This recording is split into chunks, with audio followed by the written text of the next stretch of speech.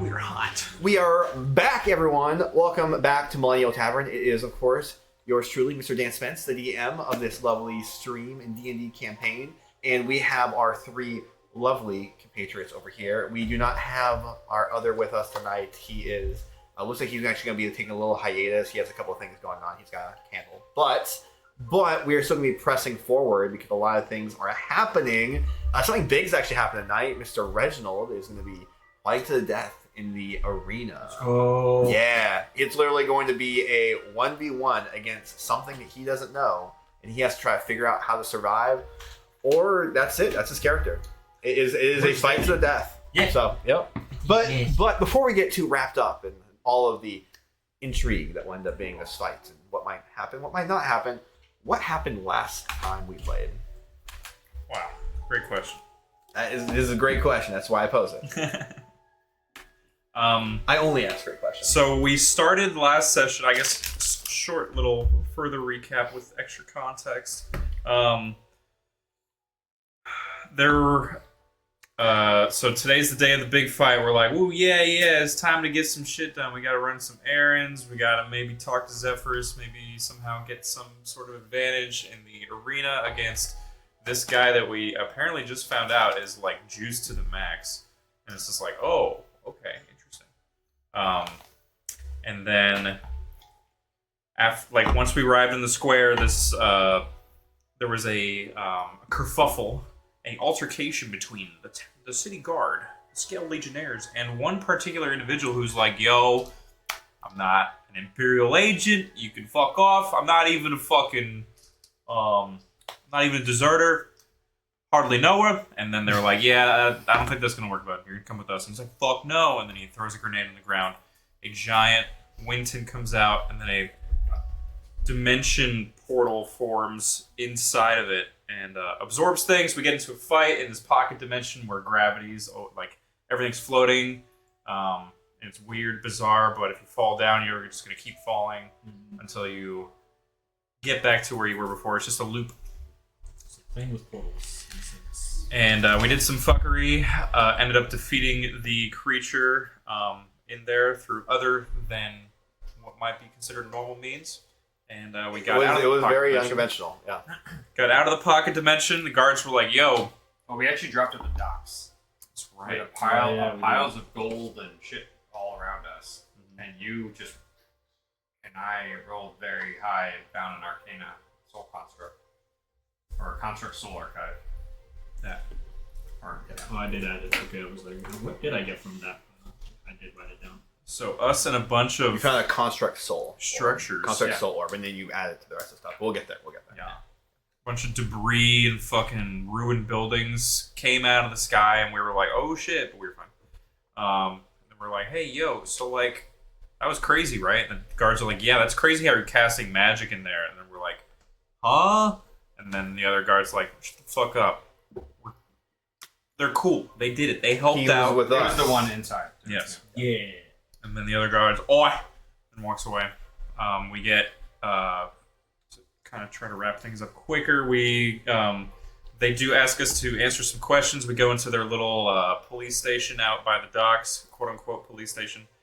We're like, yo, so what kind of interrogation is this? Like, nah, dog, we're just chilling. We're just trying to vibe. I'm like, I got some wine. They're like, cool, let me grab the boss. We're like, huh? And then boss comes in. We're like, wait, that's the guy. The head of the Scaled Legionnaires. This dude with like crazy fucking wicked dragon scale armor. It was nuts. Horns everywhere and too. He's very horny. Very. And we talked to him. We basically made friends with him, had some drinks. We're like, yo, dog. So like, tell us about you. And he's like, actually, you know what? I will. Yeah, you guys are chill as fuck. Thanks so much for your help back there. I don't know what the fuck that was, but yeah, fights tonight, right? Like, wait, you're a fighter? No, he's a fighter. Yeah, he's a fighter. Yeah, that's me. That's you. We're like, yo, we're part of the team, part of the posse. Just saying, our manager's handling some important business. And he's like, you know what? That's great. That sounds great. We're like, yo, what are you doing during the fight? You want to like chill? You want to keep this party going? Like, what's up? He's like, you know what? Let me see your passes. I'll write them down. Yeah. Okay. So use this secret passphrase, at the door to get into my private suite in the arena. We're like, yo, that's sick as fuck. And we will do that. But we pretty much ended the conversation with the impression that we were going to hang out with him during the fight. We departed and started heading into the city. Met up with Cynthia and Margaret. And it was a bizarre conversation with Cynthia because she got all locked up. What do I do with Yeah. So we kind of try to interrogate her. Yeah, what happened there? Yeah. A little interrogation where we were like... Hey. Literally on the street, you're just like... Questions for you. Like, who's this, what can you tell us about Nathaniel, this and that, and I don't know, just a little... I personally was a little suspicious. She was like, wait, the Nathaniel I'm literally about to meet with? We're like... When you told me to go talk to? Huh? And we're like, oh yeah, wait, we did it. Yeah, oops. So that's what Cynthia was saying. Yeah. So we kind of freaked her out a little bit, and we're like, you know what, we'll talk later. And she's like, I don't want to talk later. Yeah. I'm kind of scared now. Like, do you want to join us in the booth? But do you want me to go talk to the I'll go and talk to the people. It was a very awkward moment for her. Yeah, it was. We're like, just keep doing what you're doing. Then we went to the shop. Yeah, so what happened at the shop? Crazy shit. I remember for sure that Zephyrus was very, very busy. Yeah. I asked him about the armor piece right as I walked in. Yes, and he was busy, but he sent you guys into the back room, and then while you're back there, what'd you end up finding? Where we found some diamonds. You found some diamonds, and what else? Basically I don't even know how to describe a box that holds a crystal ball is a good way to describe it on top. Yeah, basically some sort of little, just small, maybe conduit, if you want to call it that. That seemed to magically fit these gemstones that were not only one that we found on the ground outside when we came out of the portal, but also... So that wasn't a gemstone. No, that was basically, it looked like a crystal ball. Oh, that was a crystal ball goes on top, construct and then the diamonds go in one of the legs. Gotcha. Yeah, the diamonds plug into the legs, yeah. Mm-hmm. But the diamonds were perfectly fit. All the diamonds he had inside. You tried to touch my new toy and try to take it as it was calling to you. I said, "Fuck off." Yeah. This is my toy, and then I did this, and then I would. And you got encyclopedia on it. Then you were just talking to the Oracle. Yeah. And what did the Oracle tell you about? The Oracle told me a shit ton of stuff. Speaking of which, I need the notes. I think I gave you the paper and everything. Yeah, I probably put them. I don't know where you could have put them. We did say we were going to. But we did not. But I will go ahead and kind of recap this a little bit faster for you guys. So one of the things you ended up learning from this was about the entirety of the RB project and how the RB project essentially how it essentially started. Everything about the RB project and how it ended up coming to be outlawed within the Empire, the rumors and everything, and kind of what some of the secrets might be to getting an RB to work. And then you're trying to learn more as Zephyrus ended up walking in the door. And as he walked in, you ended up talking to him a bit, and he actually revealed to you a little bit about how the actual RB that he resurrected was resurrected. Kind of how he ended up tying essentially these ideas of research done by some of the scholars inside the studies and the books, and basically how he ended up taking what was a construct soul and then also giving it essentially memories and things like that by utilizing these soul gems, diamonds and everything that are essentially encrypted with knowledge and information into something to create this idea of sentience while allowing it to continuously do things. He didn't get too much deeper than that, but it seemed like he knew a lot about these things you were talking on. And you ended up essentially working on an idea where maybe you could get your own version of this particular writing device. And you guys ended up kind of making a deal with him because he did owe you. And what was that deal that you made? Well, we, through even just some small storytelling, before we even really asked for the favor, Zephyrus revealed to us that he was a part of, we did ask first. Yeah, you had to ask first. Yeah, we had to ask first, and then he indulged us with quite the fat lore drop, if I might say so myself. Very. Essentially, Zephyrus, in his wizen old age, has been a traveling man, has done some stuff, been an adventurer. Part of which was being a part of a certain maybe guild, if you want to call it, or organization. Secret organization. That collected and hunted down artifacts called the Eclipse. Yes. Artifacts that were maybe of some specific type of importance, or maybe not. But either way, it was like a treasure hunting kind of thing. And then suddenly. Is this where we found out the deck of many the group things? the Eclipse ended up eventually finding the deck of many things. There was actually a young boy essentially that ended up finding one of the documents, ended up finding one of the artifacts, which actually was a deck of many things, and he ended up drawing the card. And while at the time he was a relatively young boy, probably in his teenage years, he ended up drawing a card, and everything changed for that group. There were rumors and everything, and that group was talking about some things that are a little bit more malicious. It seemed like they might have some ties to some, weird rituals or weird goddesses or weird gods, but it didn't really bug Zephyrus all that much. But he ended up saying that they essentially left after that, and this young boy ended up going off to become the Lord. And he had this magical castle just kind of spawned up for him that he went and claimed for his own. And then basically the celebrity people of the Eclipse end up just disbanding, but a couple people did stay, and they became members of the Lord's Court. And that ended up being essentially how everything that you've heard in the songs and everything doesn't make sense, how it actually happened. He ended up essentially just coming into power through the deck of many things, and him and his council, which is mostly filled with people who are part of this initial organization, ended up ruling and creating the Freelands. We were like, damn, Zephyrus, you've been wildin', dog. And he's like, yeah, on God.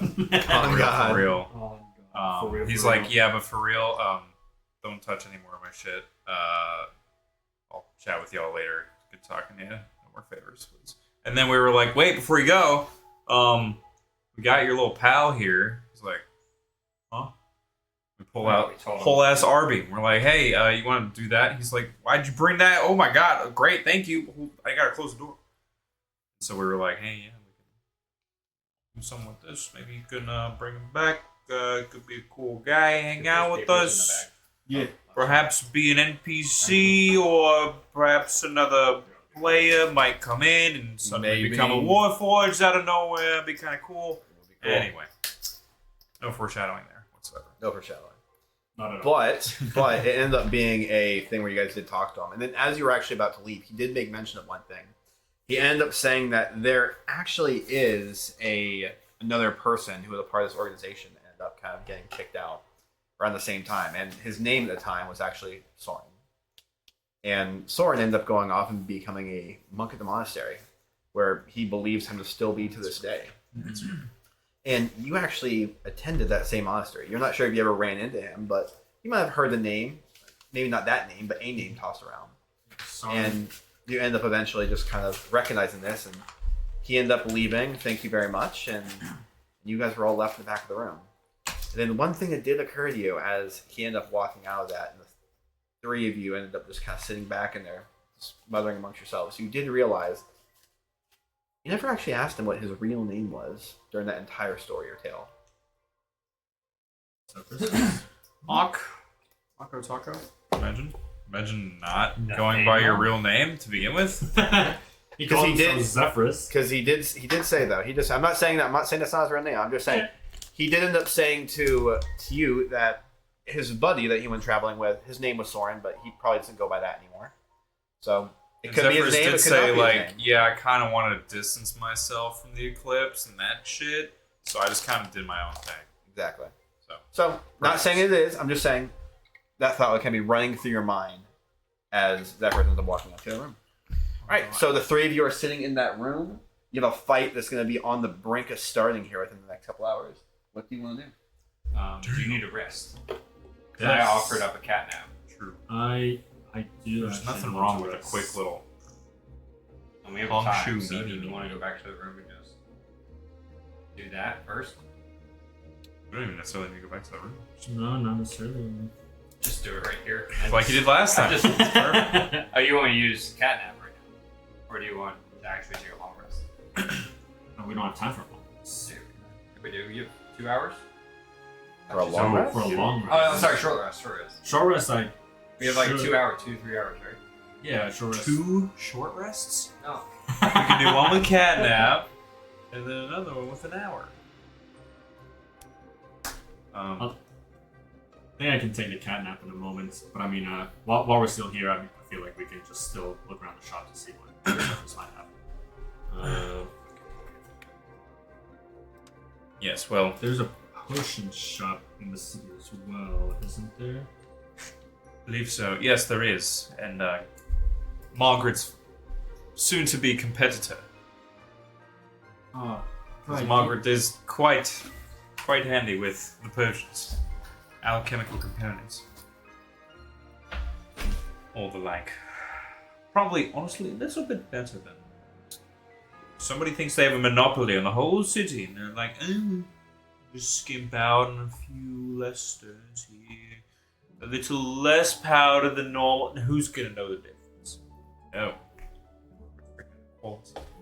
Really do have your head sent on wanting to open the shop for Margaret, don't you? It would bring great purpose for her. And also, I mean, wrong with having a working woman in the house.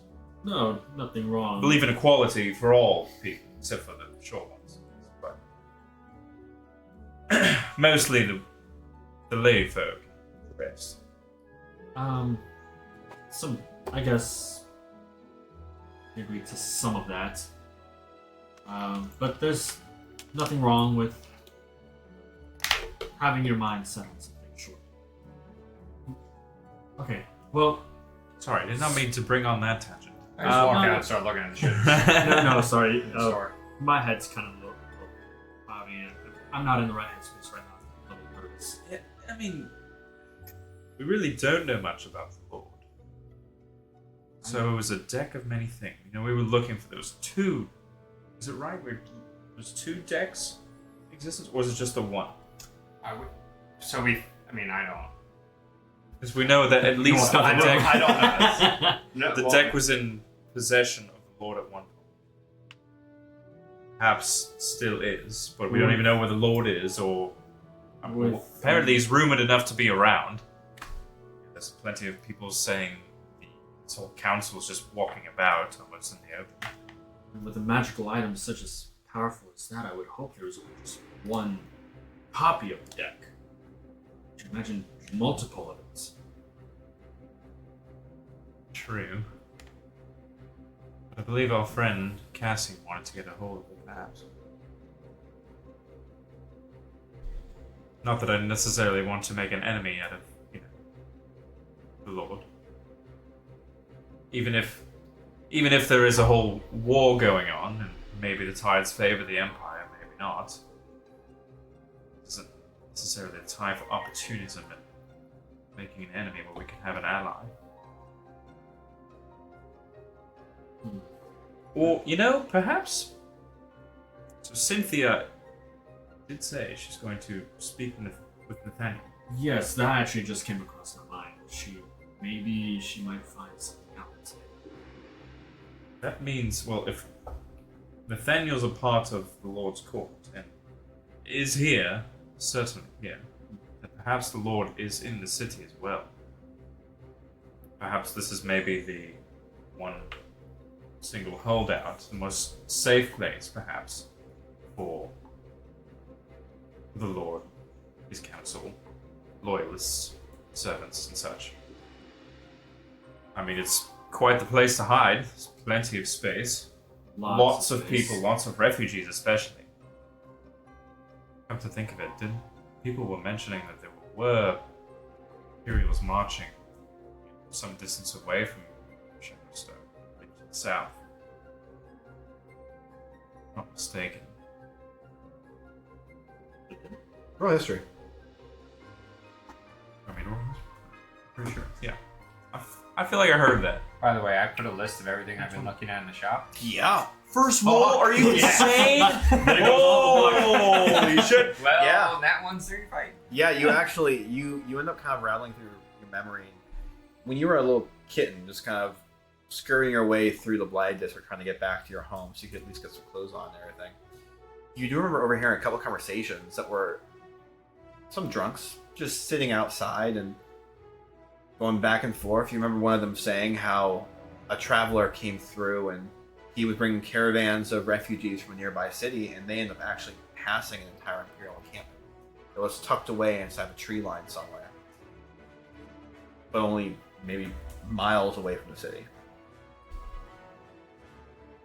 Funny that you say that. While I was in the outskirts of the city, scurrying about, trying to find clothes for myself, I did slip by a few people, a few drunks here and there, and while in that feline shape, I did hear word that there was a caravan passing through the outskirts of the woods and carrying refugees. I heard word that they passed an Imperial encampment. Well, if they're marching near here, I only assume that there's part of the Lord's army perhaps around. They're traveling in formation. That means they're on their guard and perhaps ready for the scuffle. I'm going to give you a little bit more too if you're not 20. So one of the things that you ended up hearing as you also were kind of scurrying through, you did hear a part where there was some kind of a commotion that happened in like a tree line, and one of the people that was just kind of like talking to one of the guards was saying he would have sworn he saw like some kind of like what looked like soldiers, like a small group of soldiers like running through the tree line, but they weren't wearing Imperial armor. They weren't wearing any kind of armor you'd seen. They looked almost like they'd be mercenaries, or they were trying not to be seen. He saw them, and it sends chills down his spine. There was something else nearby. Okay. No one seemed to believe him though.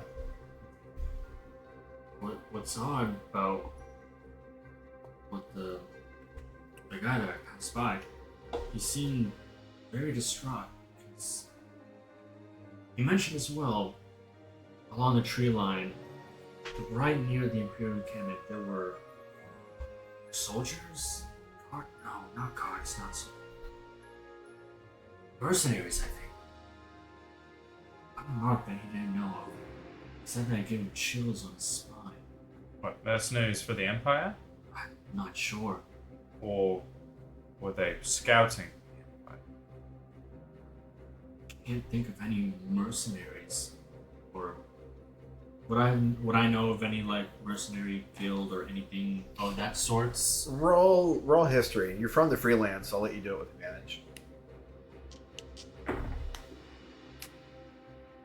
13. Okay. As you're thinking about it, it's like nothing's really coming to you about mercenary work. You know, the Lord did obviously start a privateering program, but you do actually remember hearing from one of the guards that you interacted with during a little scuffle that you had when you were growing up, that he was trying his best to get to the point where he could join the most elite forces of the Lord's army, and one of the most elite forces was essentially his like special operations units. And those units normally don't even look like they don't look like guards, they don't look like soldiers, they look like super scary guys just running through the woods. Maybe that's what he was talking about. I don't think they were mercenaries. Now that I think about it, the Lord did have members of his guards, not normal guards either. Rumors of like this special elite group. It's very, very scary fellows. Maybe like that. How do you have them running through the woods? In that area. Some sort of elite group, very scary. Scouting the Empire, maybe? Perhaps assassins. Because assassins do tend to look that way. Well, assassins would try to be more sleek, slender in the shadows, not really intimidating. Well then, I don't know, perhaps some sort of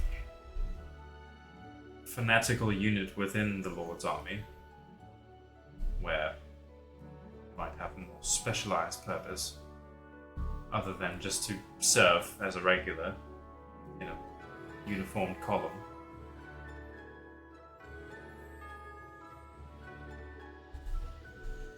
Well, I no idea. I can speculate as to what I think. Well, one thing is for certain: the Empire is near. In fact, these deserters that are being hunted, perhaps, maybe they have some sort of special purpose. Maybe they deserted for a certain reason, and perhaps there's some information to gain from that. Maybe if they're being forced, from what I recall of you telling us with the conversation at the dock, is that if they wanted to have the deserters fight in the arena, then perhaps that's the easiest way to get to maybe talk to them. See why they left. The other useful information as to what else might be going on. But there's an obvious war happening, but there's many strings being pulled that we can't see, and it's happening all around us. It's just too much going around.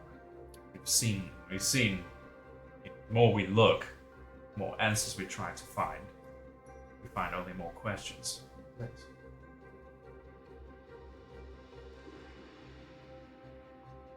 Well, plenty to ponder.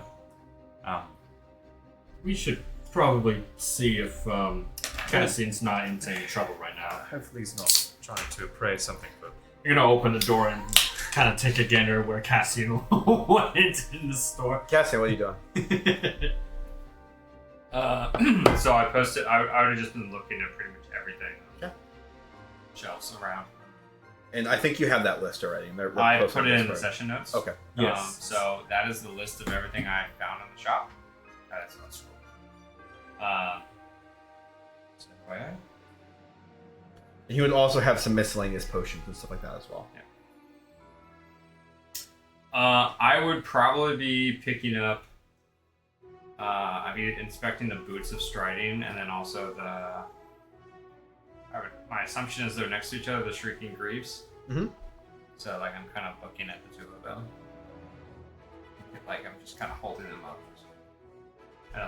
I don't know. Is Zephyrus around? Like, is he in the shop or is he? Zephyrus in the shop. It looks like he's kind of moving around a little bit, but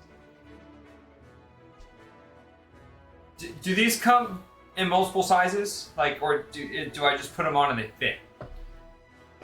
Oh, yes. Any of those enchanted boots, when you put them on, they should actually mold to the size of your shoe, but you must attune to them first for the magic to really set Oh, in. oh. I'm like putting one of the boots on. as you put one of them on, it's gonna feel really big and. But yeah, once you attune, don't worry, they'll fit just fine. What? 10 gold? And I'm pointing at the boots of striding. I try maybe 40 times that, roughly. 40 gold, sure. 40 times the 10 gold. If you're not from this plane, 411 gold pieces for those boots. You have to be very straightforward with him. This is actually good for me. I'm beginning to see more of what other planes are like. Tell me, what currencies do you use in your plane? I have no idea. these nuts. Do we have currency? You guys probably have some form of currency, but you probably wouldn't get too much into it. You probably would just kind of avoid this question. So. Yeah. So, okay. So, you 40 gold for both of these. Maybe it would go like this. It would be These are 200 wonderful pricing. 205 gold. And it's 5 silver for one. So altogether, for both of them, It would be Both the shrieking and the boots of striding. That's beautiful. no, both the individual boots. Can I help you with anything? While he was making that that offer, I'm looking around a little bit, and I'm actually going to stop and look at. I see the list. One of the Imperial officers' masks. The ones that. Oh. Yes, I found that over the junk pile.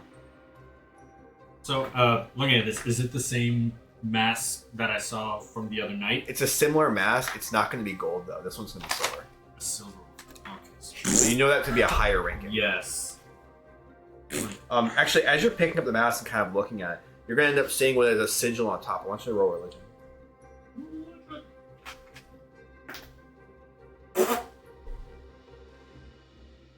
Number 3, my lord. As you're looking at it, nothing's really coming to you. It belongs to a god, but it's just eluding you at the moment. Okay. I do remember.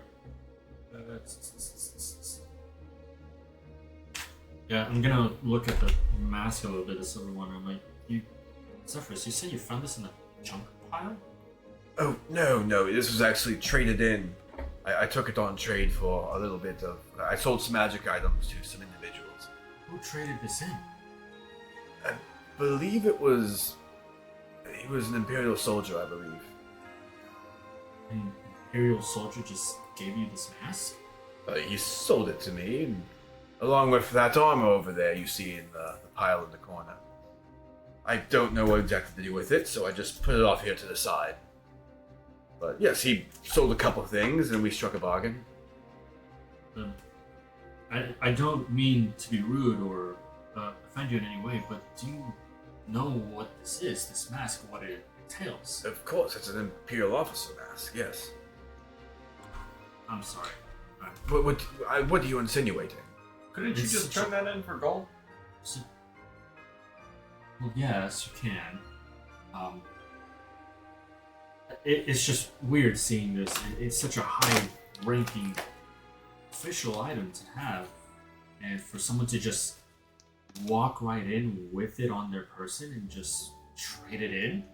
Well, to be fair, he was still donning the armor when he came in here. I sold him some robes as well. This could have been sometime before the conflict too. It's not like this all happened in recently. Or It did happen recently. with an Imperial. officers. Yes, an Imperial officer was Before here. the conflict or after the Maybe conflict Before you were erupted? kidnapped? Maybe 2 days pass, 3 days pass. How long was I in there? More than that, certainly. It was shortly before I left. So it was definitely before, or definitely after the. I don't know. That was a really long day that we had down there. It might have only been days. Do you remember what he looked like? Imperial officer. Oh Just my god, I offering don't up have my dice up here. Imperial officer. Yeah, offering I up good this thing I have all the mask. rest of these dice. Okay, I just won't have my dice. Yeah, that's not. It's yeah. Because I have it written down. Yeah, an You know- Imperial officer. I do remember the fella. He actually had red hair, a red beard that ended up having a little bit of silver peppered in through it. He had miraculous green eyes, just absolutely like emeralds staring into them. Similar to Cassian's wonderful green eyes. Perhaps a little bit less bright, but yes. He was rather tall in stature. But Imperial wearing armor, offering up his mask, exchanging for robes. Officer like this, any orders said by him, it's like an order given by God themselves in the eyes of the Imperials. For a silver mask? For a silver mask. Yes, that's. So you remember that Yeah, if a silver gives an order, it's an act of God. Gold are generals or high commanders. Oh, okay. So basically any officer, essentially, quote unquote, is attuned to the gods. Yeah. Quote unquote, allegedly. That means he's an imposter. So he could just be like,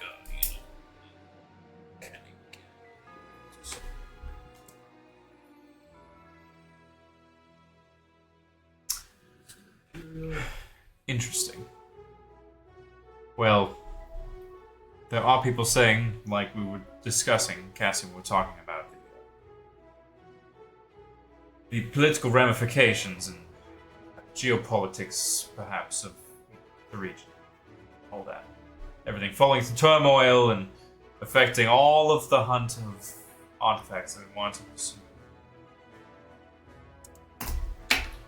Well, I think this actually happened right about the time that the conflict began, the siege on Pike.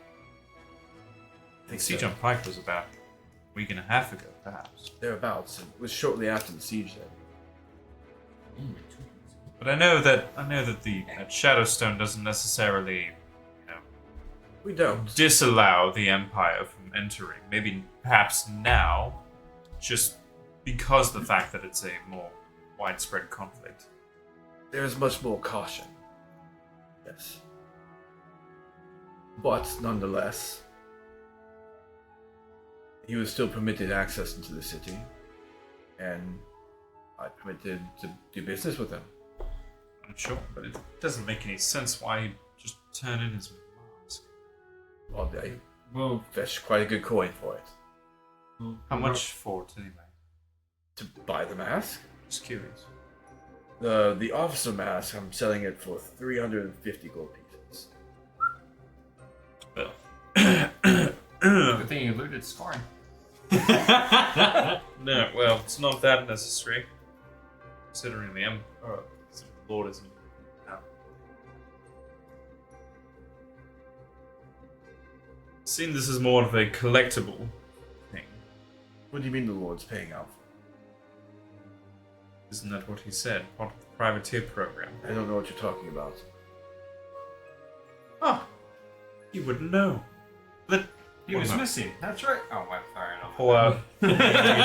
pull out the parchment that I kept of the bounty decree from Lord about the privateers and about the bounty on the Imperial officers. Okay. Specifically. Yes, well, if you can read there, you can notice that there might be more supply of Imperial masks sooner rather than later. Oh, by the gods, 25 gold. Ugh. Well, I suppose I'll have to drop my price then quite steeply if that's the case. You could just turn it in. Oh, I Get suppose the I money could. for. I mean, 25 gold is 25 gold. If you want to, you can maybe perhaps scalp it a little bit. Maybe find somebody who wants some quick coin. And you could maybe offer it for a little bit higher than. It's unfortunate because I gave him quite a bit more than 25 gold for it.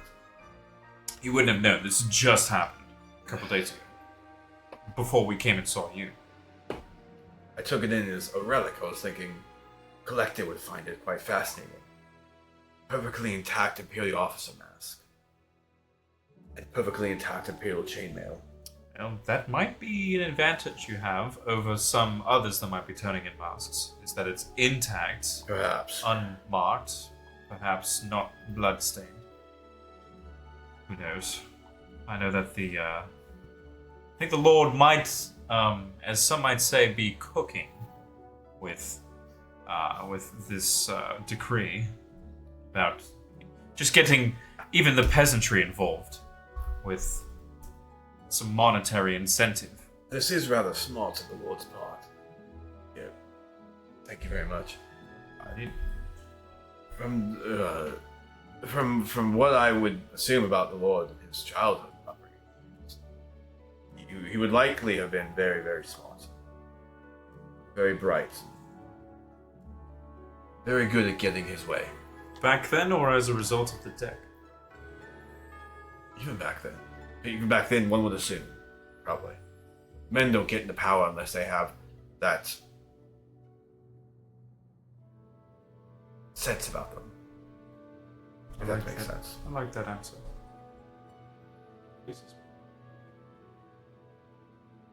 Anyway, gentlemen, is there anything else we need to do here? How do you think this looks on me, Arthur? And I just kind of put on the cloak of protection. Wow. Is it better than the one I'm wearing? It looks exactly like the same that I'm wearing. Wait a second. You have a cloak of protection. Oh. I haven't attuned to it yet. But are they matching? Are they I want to compare the patterns. So as you end up pulling them together, it looks like they actually are made of very, very similar fabrics. The only thing is, his is a little bit brighter. Is this? You want to trade? No.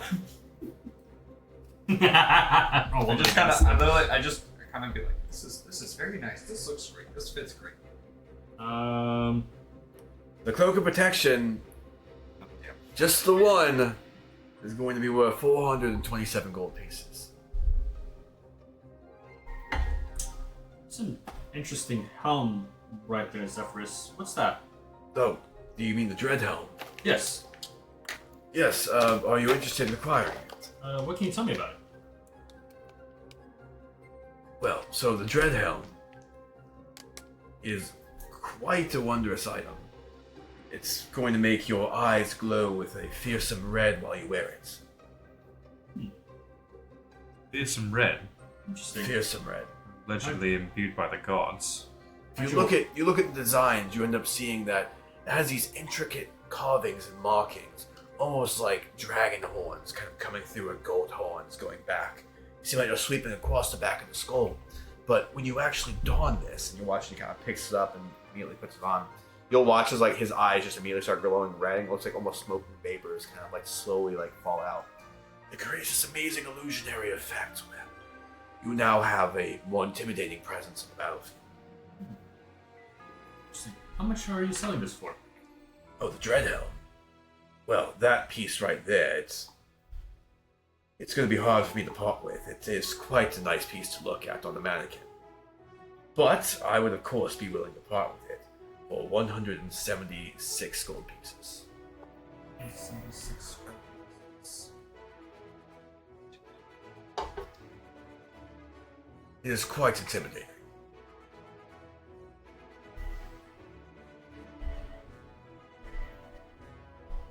You know, look over at you, Arthur. I'm looking to see. Like, kind of parsing through my client. I Y'all have have no gold. about 10 silver. 160 short. Only 160. Oh, I can't.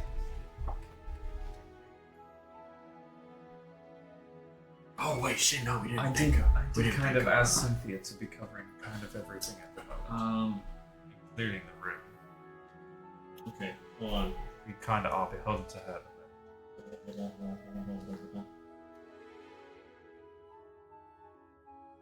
You said how much for the Could I? 175? The boots of striding.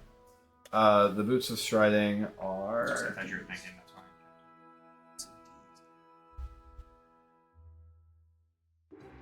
fine. Boots of striding and spring is going to be 411 gold pieces. Would you be interested in offering for a trade, Zephyrus? What kind of a trade do you have in mind? Let's see. I have these two scrolls here. I have a scroll of daylights and a scroll of elemental weapon here. No. As well as this ring. No. Pull out the ring of swimming. Swimmer. I will think about it. Anything else that you'd like to do while I ponder this? Well, What level scrolls are those? daylight I think is a level 3. I'll look it up. 3 or 4. Daylight is 3. Elemental weapon, I'm not sure. 2, I think. Maybe that's. And then the ring itself. Elemental weapon.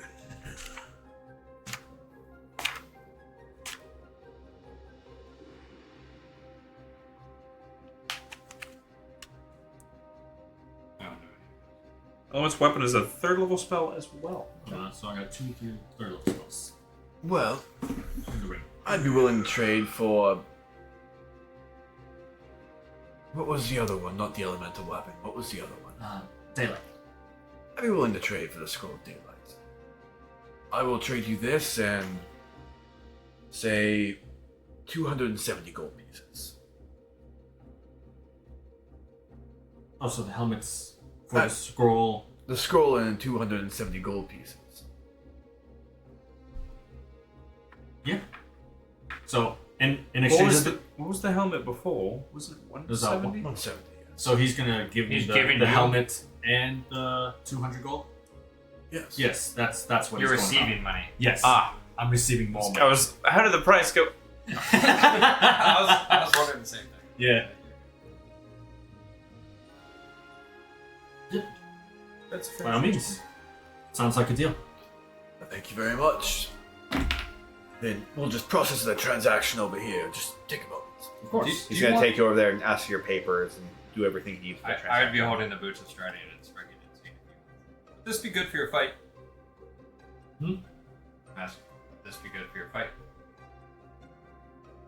You know what they do. I mean, boots of springing. Never a bad item to have. Stridian and springing. Shredding, springing. Your walking speed becomes 30 feet. 30 Unless feet, you yeah. already have higher. I think I should be And fine. your speed isn't induced by encumbered or wearing heavy armor. In addition, you could jump 3 times your normal Because distance. you don't need to attune to the And you boots could on jump the farther than you would, or than your remaining. thing. Remember how there were like fucking trees in the arena? You can just jump into the fucking trees, then jump Yep. down. It You know triples. It triples your jump speed. You could jump farther than your remaining movement allowed. You cannot jump further. Oh, sorry. Yeah, you're right. You're right. You cannot jump further than your remaining movement allowed. Boots require attunement, though, right? No. No? They are Nope. only, I think, uncommon. They require two. Let's say. Yes, They require two. Fine. Right at the top. Get fricked. No, I'm trying to attune to something else right now. So, I'll pass on this. So let me fix. Okay, so just the. Shit, I got rid of it. Zephyrs, can you point me in the direction of the potion shop? I forget the name. Oh, the potion shop. You're actually going to find it over in the Noble District. That's right. I don't think we went in there yet. If you require potions, I do have some potions, alchemy supplies. What would you have differently than perhaps they would have atop the hill? It's not going to be anything phenomenal, but I'll have some basic potions. And if you had any exotic potions in your findings. So I have some potions of healing. I believe I also have a potion of fire breath.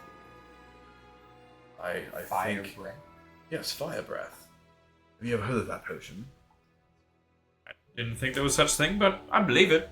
I've 100%. heard of a drink once called Fire Breath, back in a tavern. Yeah. Well, did you breathe fire? No, it definitely felt like my mouth was on fire, but no flames were coming The out. little peppers inside the drink. Inside, like, further down, chocolate pepper. No, I don't think it was pepper. Had that that was before, in too there. much. There was something in the drink though. Honestly, it might have been gruel from not being washed properly, but no peppers. Well, this won't be anything like that. It will be rather pungent and spicy. It will really hit the back of your throat, but as long as that feeling lingers So did the in drink. there.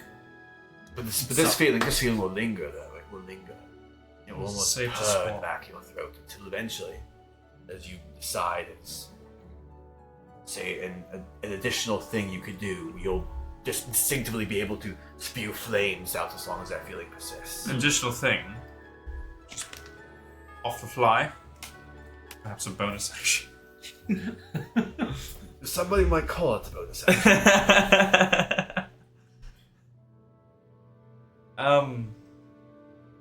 I kind of want to look around just to see like how many You're gonna end other up people seeing are in as the he kind shop. of picks it up off the shelf and kind of begins like moving out on the glass. You're gonna see it has like this really orange liquid that seems to kind of like flicker a little bit. The smoke begins to kind of fill the top of the container as he continues to move it. As the smoke begins to kind of fall back down into the glass, he gives a little move again. You're gonna watch the smoke begin to kind of rise. The little bubble just kind of pops. Just chug this real quick before we go in. Why not have another option? How much do you sell that potion for? Well, this potion is going to be sold for a bit, not anything too extravagantly expensive, but it's going to be 170 gold pieces. How much did you offer me before? 200? 200? 270? 270. No. Yeah, or is it 270? Yeah, 270. 270. Okay. I forgot to add that.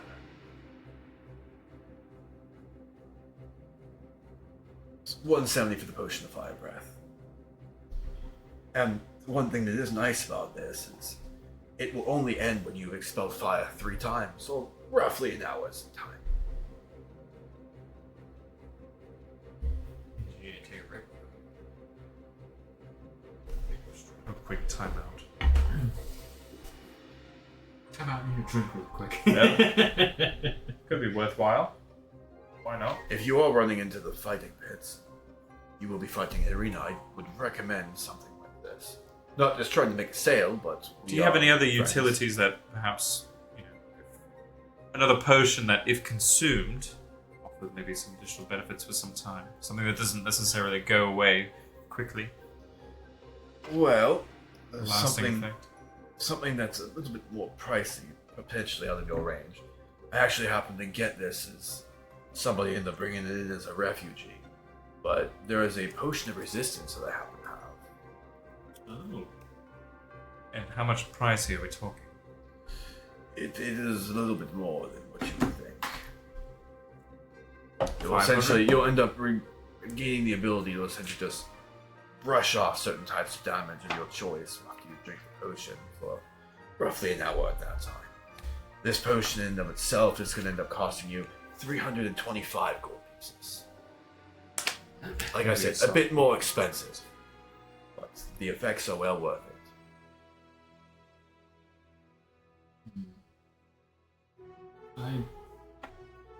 It kind of sounds very familiar to a magic that I know myself.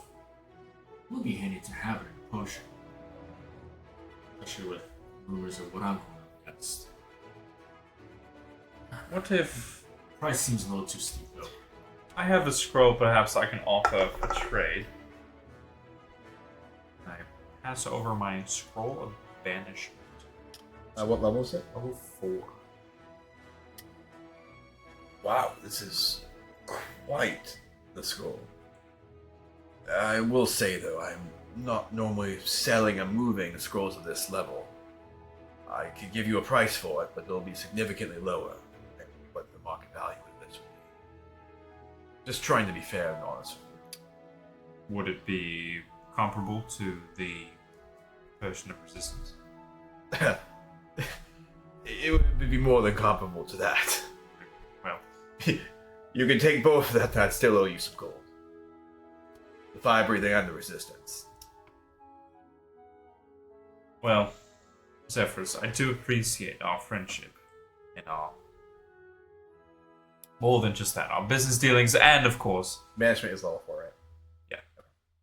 and I think this scroll for those 2 potions are worthwhile. I don't need it. I don't want to take you of every penny's worth that this thing might be for. This is simply just to help Reginald in the arena. I believe it's worth it. You're quite noble. Let me go and work out exactly what the coin would be required, and I'll be back here. Would you like both of the scrolls, or both of the potions for the scroll then? Yes. And you don't need to provide any additional coin. Are you quite certain? Yes, I'm very certain. If I were to sell this in the shop, I would be selling it extremely high if the market prices were right, but... Did you want something? You do you. Well, maybe we can. I won't be able to sell it for that much, but I just want you to know, if we were in better times, I'd be able to sell this for much higher. Maybe the cloak? What, you're interested in getting a cloak as well for a trade on this? Absolutely. I need to improve it so it's shinier than his. But yes, I do. It looks too good. You know what? Go ahead. The cloak of protection, the 2 potions, I will give you 100 gold pieces on top of that. Dude, I don't have any gold. Take the money and then bet. you know, since Gamble it. if I must, Seriously. if I must twist my arm. Yes, okay. This is a fair trade. Thank you. I wish I could give you the full price of this scroll. I do. please. It's just it's difficult to move these things.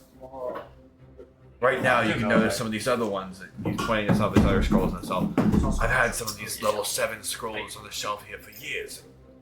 Nobody's come to take them yet. I want to wander over. Take a gander. Sure. Let's you. You want to see some of the level 7 scrolls up there? Yeah, do you want me to just like look at a couple level 7s or? Oh, You can tell me which ones. You can tell me right which there one. with you. You What? 2,000 gold.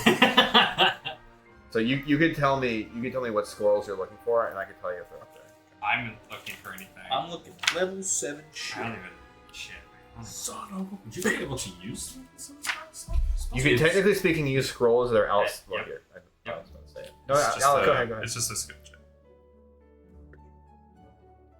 But it becomes exponentially more difficult the higher level it is, based off of what you're capable of casting. I don't Resurrection. know. Teleport. You're looking for resurrection. I'm just sorry. I'm just just for what it could be. For druid. Feeble mind. You can make him Yeah, and perma you- dumb. You do have to be able to actually like cast. Oh, it. that's right. Look at this. So it has to be something that's in your spell list. If it's not in your spell list, Well, Feeble Mind was the druid one, wasn't it? Yeah. Magnificent Mansion. Finger of death. Teleport. Ooh, Mirage. Finger of Death. Simulacrum. Plane Ooh, shift. Simulacrum? Ooh. Reverse gravity. That'll be fun. doesn't have any of those. Plane shift. Doesn't have that one. Delayed blast fireball. Actually, what does symbol do? Sorry, one second. Conjure Celestial. I was looking at wizard spell list, by the way. You're very good. Conjure Celestial. He doesn't have Conjure Celestial now. Well, I don't have these in order, so I'm having to like scan the list. Imagine. Arcane Sword. No, it doesn't have that one. Okay, what do you have? I'm trying to see. Like, you just tell me the level of 7 spells. There's only a symbol few. is just There's only another a few. glyph. I mean, the problem is like, are you talking like specifically a level 7? So or I know- anything that could be a level 7.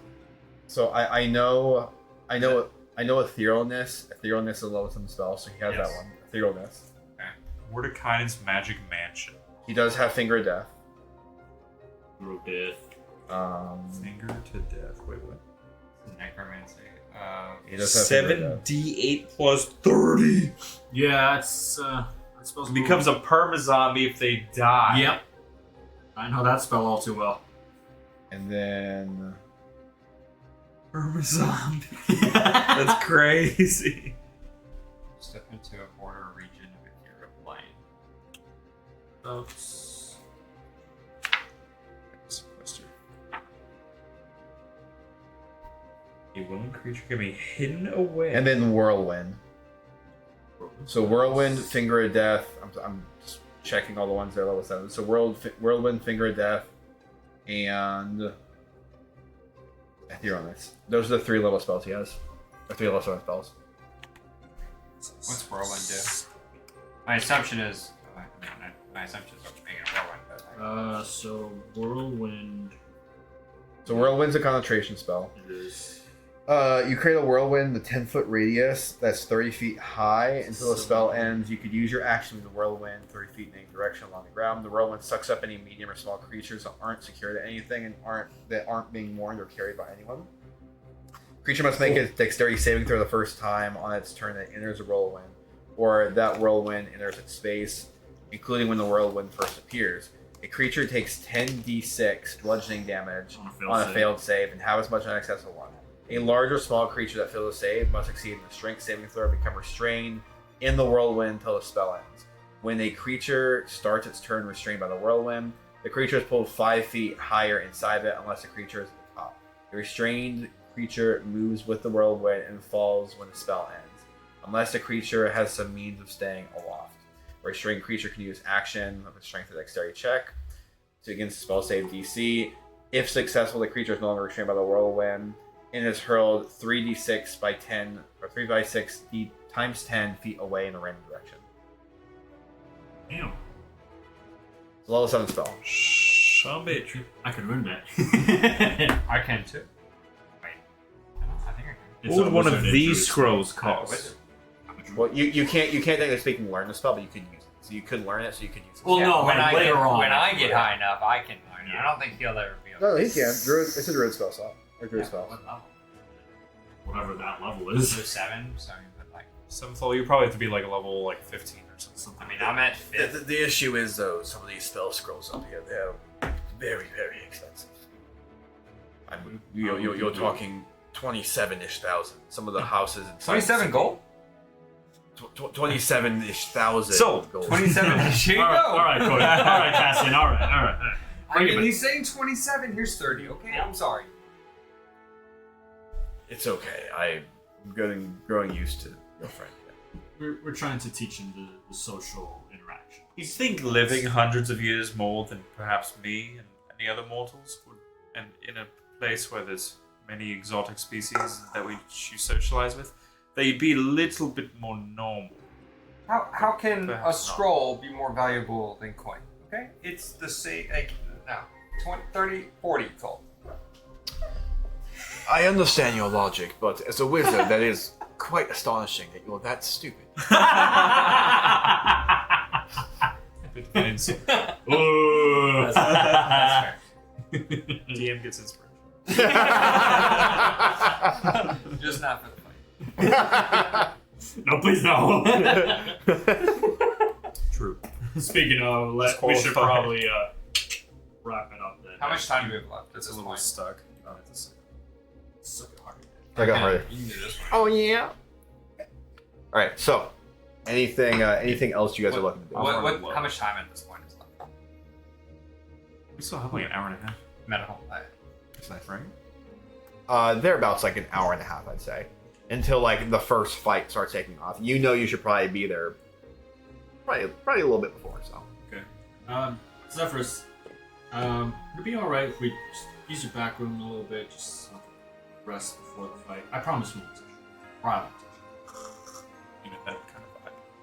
I think you remember us last time doing that. I remember last time him taking quite an interest in a couple of relics back there.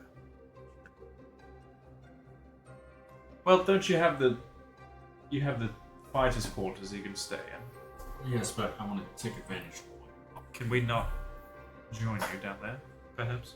As part of your posse? I don't remember, can you? I don't think so. Worth a shot, especially if we can flex some sort of management status. Which we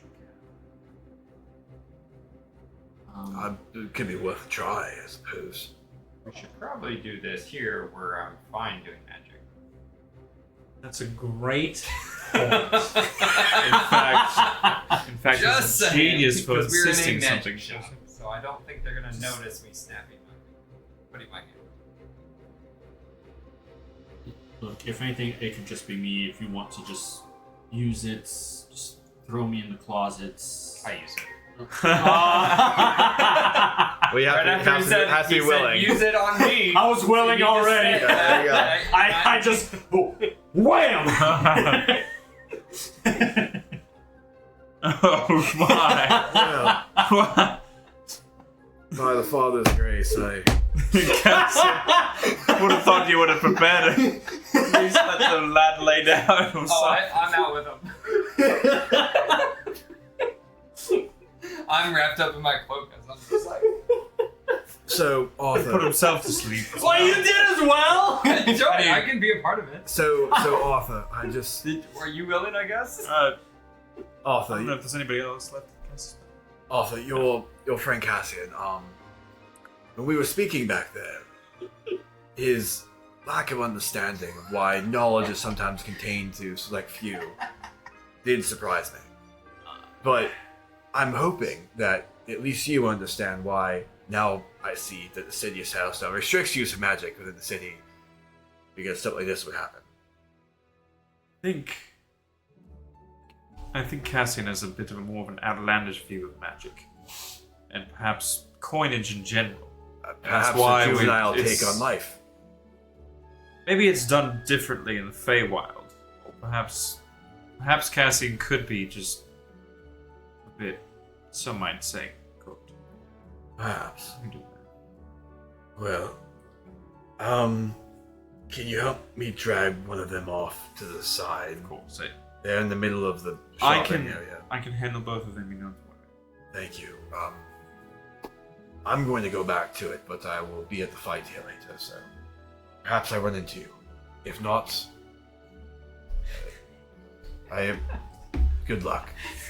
We will be joining the commander of the Do you mean Oleg? Scale Legionnaires. We'll be joining him in his booth.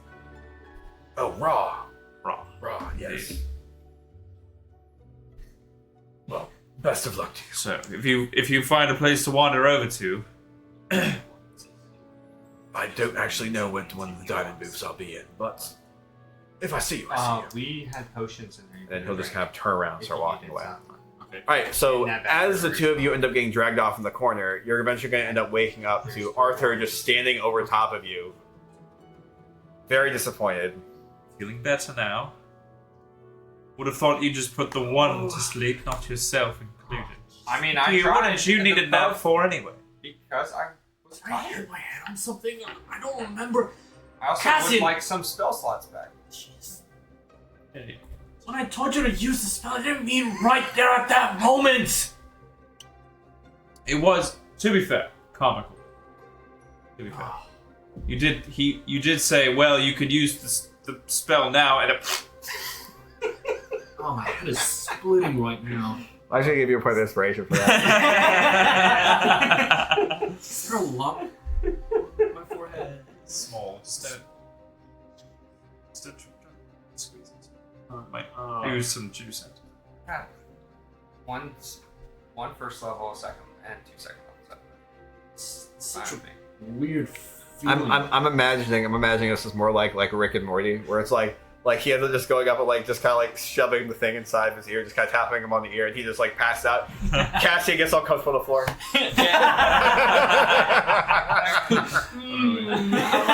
Gets all snuggly in the beanbag Like chair. throws the cloak of protection over but he laid himself. on the ground next to him. Not even. Yeah. But you know what? This is great. All right, we get to the good spoon position. Look at Reginald hits his fucking forehead on the counter, shop counter, just knocks himself out. It's like, He's this like is the sleeping, like, position you he's like land. bleeding and twitching. just like the Family Guy pose. Just on the ground. Twisted arms. Yeah. Oh man. All right, so what do y'all want to do? Just to state that I did the arcane. Okay. Yes. Yeah, you're good. All right, so what do you guys want to do now? Well, it's only been some time. Did you sleep? No, it was only a short time. I just perused more of the shop, talked with Zephyrus a bit longer. That was just. How long was that? 10 minutes. Much well rested for just 10 minutes. Do you need That some? is- No. It should be fine. I could probably use a potion though. I don't really quite feel tip top. Oh, there was a few in the back room. A couple more left. Alright, you guys, where do we wake up? Were we in the back room now? Were we? Well- Yeah, oh yeah, you did drive us back here. So there's like he didn't take you to the back room. He just took you into the corner basically. I'll be right back. Like, oh, here, let me just go grab the other two I saw, and I just grabbed them and. Wait, were they ours? They belong to Yeah, us? I asked. No. He told us we could have potions in the back room when we went to Richmond. Oh, okay. Like, so it was health healing potions. I took 3 of them and healed the pool. Oh, okay. And so there was 6 of them total. There's 3 left. Okay. What type were they? Just Regular healing? Yeah. Regular potion healing? Okay. I'll no idea what those are. 2d4 plus 2. Wait. Oh! Plus 2. Six. I'll take another. Uno más.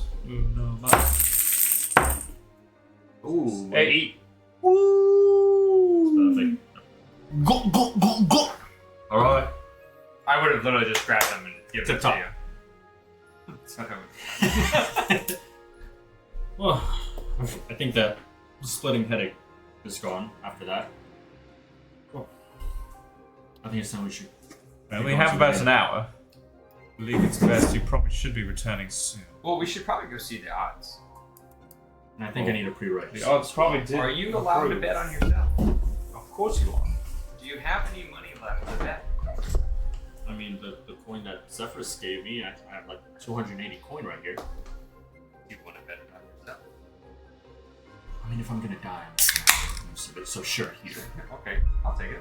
Thanks. Take the other 100 here from Zephyr. So you just gave me 200 and how much? I gave you 280, Okay, and Plus how much? 100. so So 380. 380 gold. You guys basically doubled my Please make sure he's responsible with it. Actually, I ripped off the back from you. Here. It's fine. It's only the 100. I still have some. No, I left took over. my 280 and gave it to you. Well, he just gave you his. You I have really the want most to out give of all your of us coin to him? anyways. You really want to give your coin to him?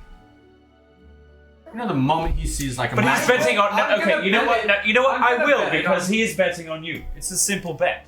I would have done the same thing. In fact, I would be doing the same. It was either I going to just be gave you him, a camera. I, or Cynthia. It doesn't matter to who necessarily fronts the money. But the whole bet is riding on you, regardless. Well, yes, you're not wrong. My only thing is the moment he sees a magical sparkly doodad, he can probably just... Oh no, it's fine. I have this beautiful cloak that's gonna be better than yours tomorrow. Well, you have new boots. You have this potion. No, No, no new boots. Nobody got boots. Have the potion of resistance, the dread helm. I haven't put it on yet. Do I know how much or how long the potion of resistance lasts? It's about an hour. They both lost them. Okay. I think it's up to you. We have both fire breathing and the potion of resistance. Potion of resistance obviously would be more of a catch-all versus the fire breathing, which might prove to be more of a situational advantage. Can you not How many take both at the same time? I don't think you can. pushing sickness? They might. There is such thing. Not that I know. I can't take any bags. They do Correct. confiscate my bag of holding. You won't be taking a bag. You'll be taking the potion well before your fight. Approximately, maybe about. I could. That way you can just. Go. All right, sure. Splash. Why not? Because they kill all enchantments, so let's walk through this stuff. Right, that's what you told us? Yeah. So you can't cast anything on you, but you can take the potion. Making sure that's accurate. If you take a I'm actually speaking if as you a take an character, effect like- potion, would like a dispel magic get rid of that activation? I have to look it up actually. You look up the spell magic. So like, let's Are say you you- take a potion of like Hill Let's Giant assuming it's Strength. dispel magic. Because I assume that's what they use, like dispel magic, right, in the arena to get rid of any like mage Well- armor or stuff like that. No, because there's still spellcasters. Well, I mean, it's like a TSA gate, I assume. Basically, Yeah, they just they Spell spurt- magic removes magical effects upon anyone within the area. This includes effects given to spells, potions, and certain magical items such as okay. wands. Never mind. You need to bring it in with you. You need Put it in your butt. I don't think it'll work, but maybe. Wait. Here's a question though. Here's an Alan. If you insert it rectally and If you tie it right into a handstand, you'll be good. Here's a question. Can you dispel magic a potion that's not been drunk yet? Would that just turn it into a colorful liquid? So the effects from potions. okay, so Actually, This is just an out there question. yeah, What yeah. do you guys think? so I'll say this: you don't know exactly what's going to happen because you've never gone through this experience. Okay, yeah, I'm more like speaking out of character right Yeah. They're gonna try. In You character. know, they're gonna put you in a scanner. We're gonna be like a TSA, like take you in the back room. Where it's like, wow, Sir, take the belts off. you got a lot of quarters in your pocket there, buddy. You have been very selected. Let's welcome back. Yeah. Tobacco holding goes in its own tray. All right. So, what do you guys want to do? I think I'll take my chances with what I have. Honestly, they'll take my bag. I don't think they'll confiscate. Can you tie them to your staff as like it just decorative them to make it look Well- like an ornament? Like I have this to. How big are the potions? Probably look like potions. It's like. Yeah, but can I use a disguise So kit? the potion of fire breathing is pretty small. Like it's probably about like this big, maybe. Put it in your I want Feels like awkward. I have a disguise kit. Can I just like and you just like two little balls hanging on your thing? Oh. You're watching too much Lion King, bro. I just saw the preview for. I know. That's why I said it. Let's. Why don't we just go to the arena? I'm sure we can just ask the guard what I can and can't bring. Hey, well, That wouldn't be a bad idea. Why don't we just make our way there? Any? Well, that is the next place we need to go. Yep. I'll take it. Right. Let me get sneak our way. Well, we could just walk our way. With enough huff. I believe we can. Okay. Are you gonna be donning that helmet, by the way? Or are you saving that in your bag? I'm not gonna don it right now. Okay.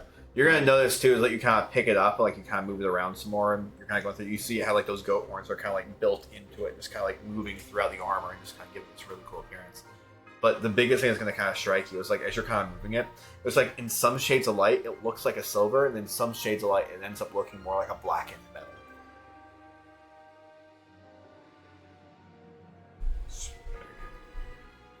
Can I cast Identify on it? What's that? Do you already know what it does, like specifically? Well, Zephyr's told us. As soon as I put it on, it just makes my eyes go red, and he just put Oh, it yeah, on it's himself. okay. Yeah. Yeah. It's just more So what is cosmetic. it? Advantage on intimidation? Nothing. No, it's very cosmetic, and it's gonna do role playing things. Yeah, it's me for rupee. Anyway, what do you need?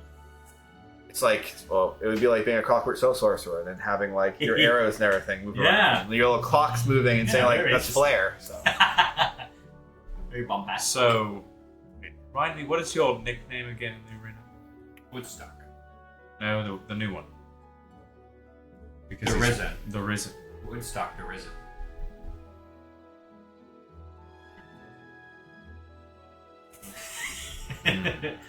That's what I ended up saying. It was. I think this helmet could prove to improve upon perhaps your fighting personality. Make you a little more, for lack of a better word, dreadful.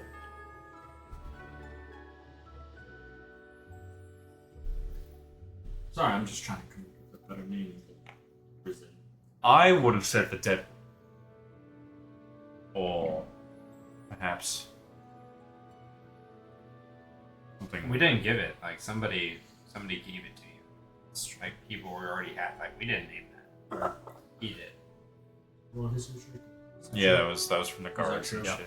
So they, yeah, so I'll just give this to you. They were talking about like the idea of Risen, like the Risen. There was also like you end up hearing like a side conversation you're walking through town, which was like the Undying, and it seemed like people are just kind of creating their own nicknames for you because you're kind of the talk of the town now. Oh, okay. Well, I'll give my- call you. Yeah, we didn't. Sick. Yes. Well, I could. I'll brainstorm it a little bit. Unless I have to give it right before I go in. Yeah. Maybe you want to find Margaret. What she think? She always has a clever eye and a good ear for these things. For something catching. Something handy. So what do you guys want to do? All that's coming to mind is Deathly Hollow right now. I don't know why, but the Risen and the Deadwood, I'm combining it, but all I think it was Dead Rising. Dead Rising. There's no dirt, like there's no wood. Yeah. There's no. Well, what's the wood? Well, I mean, if you put on the helmet, then you can just Rising Wood. Hey, go for it. Gee. Wood rises again. Darkwood rising. Rising wood too. Rise harder.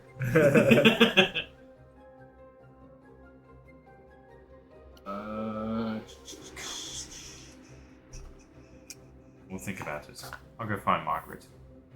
Just kidding. No. No. No, we need to go down and Let's talk just- our way into the quarters.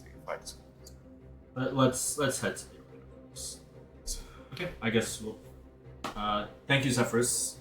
Well, Zephyrus is not there anymore. Oh, okay. Oh, that's right. You guys took a nap and he Yeah, I was did out doing kind anything. of just. I talk to Zephyrus. Alright, so you guys are going to be walking through town then to get over to the arena? Yep. Okay, so walking through the town, it's going to feel like everyone's starting to head there. You're starting to see like massive crowd of people as the sun begins to kind of set even more in the shadows. The shadow stone end up casting a massive shadow over the back part of the city as everything's just kind of falling in the sky. But you end up pushing your way up to the gate, and you end up seeing what is one of the kind of the bookie cashiers that are kind of sitting up there next to the front. Final calls. Final calls. What are the odds? The odds right now. Which part? The new preliminary event or What the main event? the main event? Yes, sir. The main event odds end up being on Cornel. You bet 40 gold. You win 10. Alright. And then on Sir Reginald, you bet 10 gold. You're going to win 30. Roughly. Yeah, 3 times.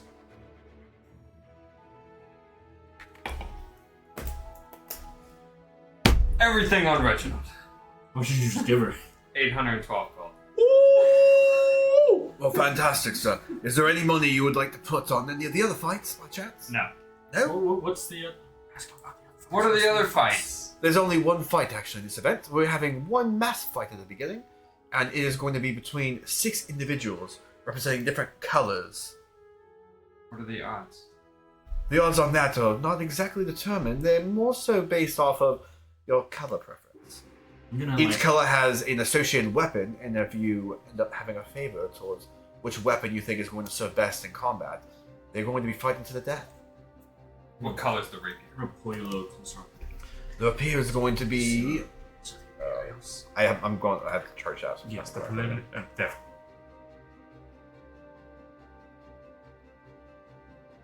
It's a new fight introduction. I think. Try to keep a close eye. I have no idea, so I'm just fucking pissed. Yeah. Either way, inventing. This is my I first. think if we find some of them before we go. So Tan is going to be the rapier. Tan? Tan is the rapier. So bland. Black is going to be the mace. Blue is the sword. Green is the bow. I mean, I am green right now. Wrong guy. Brown is a spear. And last one. Red. Care to guess? Blood. The Warhammer. Each of these weapons will be fighting to the death. And you should know, if you happen to get it right, you're winning 6-1. I go with brown. 6 gold for every 1 gold that you bet. Go with brown. Spear. But I'm just looking at myself. Green. I'm between the tan and green because I am like I'm proficient. That is my weapon choice. Yeah, that makes sense. I wanna walk- Rapiers are tan. So I'll go down the list again for you guys one more time. Red is the Warhammer, tan is the rapier, black is the mace, blue is the sword, green is the bow, brown is the spear. I want What to would walk your up to character the do? jockey. I see casting like, repair, all the way. We'll offer How do you look at this 50 thing? gold for brown. 50 gold on brown. 50 gold on the brown. Absolutely. You have yes. 50. I have my last 50. I have 2 gold. Well, I give you everything. Let's do 50 gold on tan and 50 gold on green. Worth noting, your fees for this is going to end up being a total of 1 gold piece. For this particular event, we're taking the fees up front. Okay. And so, you were saying 50 for green and 50 for tan. 50 for green, 50 for tan. And it'll be 1 gold piece on each of those bets as well. And then the rest on Reginald. Yes. Yes, sir. Any bets? Oh, no, thank you. Very well. Enjoy the fight. 7, 12 minus 3. 7. Your watchers, they just kind of get out of the way and let you keep walking through. Actually, quick question. Actually, I think I would just know this. Remind me again, where the registered fighters, where do they have to meet? You are the one of the registered fighters, yes. That way. Your watchers just kind of points off in this kind of side direction away from the main entrance. Very kind. Thank you. As you end up walking over in this direction, you're eventually going to end up seeing what is a Scale Legionnaire just kind of standing at the gate. What can I do for you? Afternoon, sir. I'm Reginald. I'm scheduled to fight. Let me see the armband, your papers, please. Papers. You know, I heard that you had died. Yes, a lot of rumors about that. But as you can see, I'm still here. Maybe the rumors were true. I'm hoping you win. I put quite a bit of money on you. Cheers to that. Oi. Trust me, it'll be a show. Go on back.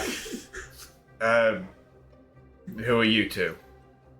You're not fighters. No, but we are we are the management team for the Undying. The It has to Deadwood. be presentable. Management. Yes. This is a first-time fighter. How did you afford this? You aren't supposed to be spending extraordinary amounts of money in the city. He doesn't. That's one of the reasons why you're here fighting. He doesn't You have to have money left. spend money. We spend the money because we know what we're doing. He's promised part of his winnings to us if he wins. That is what the payment is. Roll persuasion. I didn't say anything.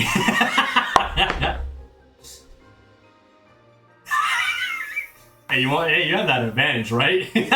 13. But we're helping each other and shit, you know? Is that Dual roll? Do you want to use your advantage? Advantage? Your Or inspiration? I have no. You literally just got inspiration, so. It's up to you. What you roll? I rolled a 2, and I have a -1. Well, It's a dirty It one. was That's- so that- close yeah, that's to a up to 20. you. That's It up was to so you. close to a 20. I mean, you had 13. Does that say about With Looks your- like You're not gonna know. You're not no. gonna know. No, with your You have to make the muscling decision words. before I tell Send you what it. the answer is. It's fine. Alright, that's fine. Using inspiration? No. I'm letting it ride. so funny. Go enjoy the fight. Go get your tickets. Reginald, go on through. Moments really quick. Just more of inquiring. What am I allowed to bring inside? I know immediately what's on my person. I'm sure you confiscate my bags. Yes, your belongings will not be able to enter the fight arena with you in the slightest. Your backpack will be compensated, but the one thing to keep in mind is any magical items, such as weapons that you might have on you, those are admitted into the establishment, and those will be taken into the fight with you. So any magical items you have, those things will suffice. Like, your staff seems enchanted, that will be fine. But any actual enchantments on your body or person will end up being dispelled on entry into the arena. Potion with me? You want to take a? You can't take a potion into the arena. Okay. You could take a potion now, but I'll beat the spell. you're smart. Yes. You have precautions.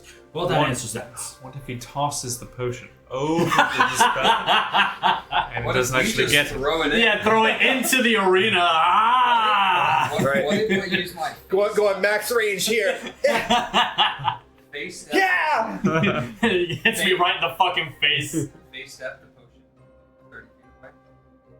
You want to use magic You can in the literally- audience, surrounded by all these Everyone's gonna see items. like one little mage hand just carrying a potion all the way down.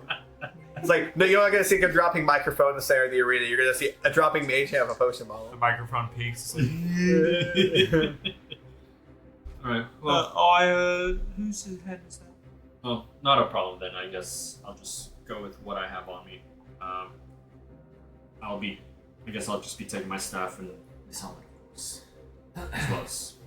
Oh, If you need a moment to get your belongings separated and figured out, go ahead and take your time. okay. Alright. Thank you. Gonna Say step goodbye to your friends. This might be the last time you're seeing them.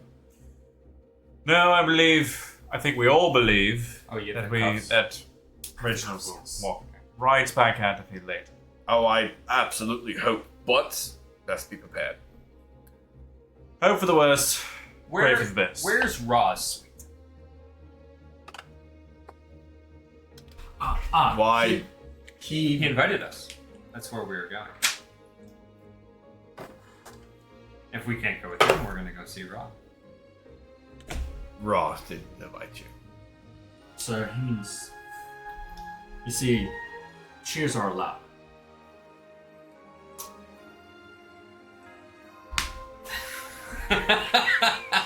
My apologies. The guards would have sent you this way anyways. I'll escort you upstairs when you're ready. Well, wish me luck out there. Do you want us to hold your bag? Actually, yeah. Here. I'll take it. No, you cannot do that. No? Any of your belongings belong to the state as well. Right, that's Oh. right. I can't. Okay. Your coin, your items, everything belongs to the state. The things What that you've coin? actually used as of right now, like your weapon, those are only being loaned to you by the state for the moment. Once the city has determined exactly what happens, then you will receive your belongings back, assuming you survive. You're totally correct. Well, I shall see you two later. Or if not, then Nope, there's no if not. We're Good luck, going to Hardwood. see you. We're not only going to see you in the arena, we're also going to see you after. We're going to have dinner. We're going to all rest in the same suite that we have in a nice hotel that we're in. And everything's going to be great, and we're going to be wealthier men and women because of it. I like the enthusiasm. Arthur, Don't fuck this up. I'm gonna look at you right in the eyes. Okay. If something is to happen, take care of her. See that it's through to the end. You have your diamond dust. Yeah. I will honor this promise. Thank you. If anything, worse comes to worse, I hope we may cross again in the next life. Or tonight. Right after, with drinks, with food, everything's going to be dandy. It's only going to be a few scuffs on the shoulders. Cheers to that. Well, I shall see you, my friends. Good luck. Thank you. Go ahead and walk. So as you end up walking in, you're gonna end up meeting with another individual who's gonna kind of walk you down this long stony corridor. And as you end up walking down this corridor, I want you to roll perception. That is a 21. You end up hearing what is like a muttering and screaming coming from the room. And as you end up kind of walking up and being pushed into the side room where it looks like you actually slept the night before, you're going to end up hearing what is just this echoing, like, no, this isn't me! You can't do this to me! This isn't... And you're just going to kind of hear this, and it just kind of becomes more raspy. I'm going to try to peek over a little bit or try to really tune in into that. Okay. As you end up doing that, you're going to end up hearing a little more. It's like, you can't do this to me! You can't do this to us! We paid our fees, we're part of the city!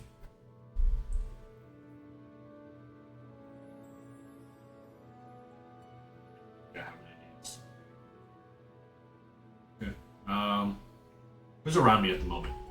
As you're looking around, you're not going to see there's really anyone watching you, really anyone in the area. It feels like at this point, they just kind of, you're going to show up or you're going to die. Like, you're kind of given a little bit of grace in this area, it seems.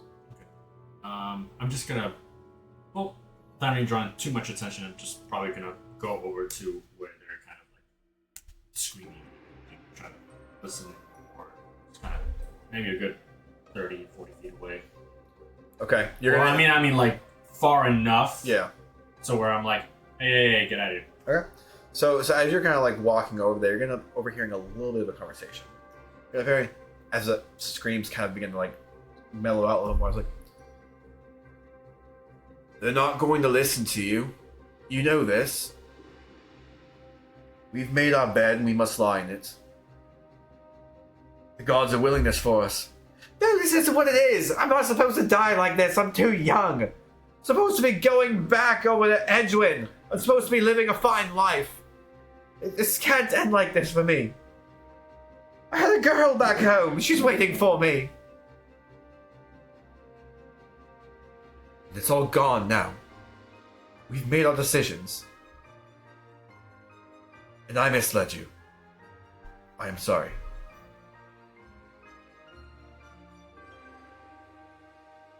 You're just gonna hear it's like more kind of just like muttering just kind of begins happening in that room.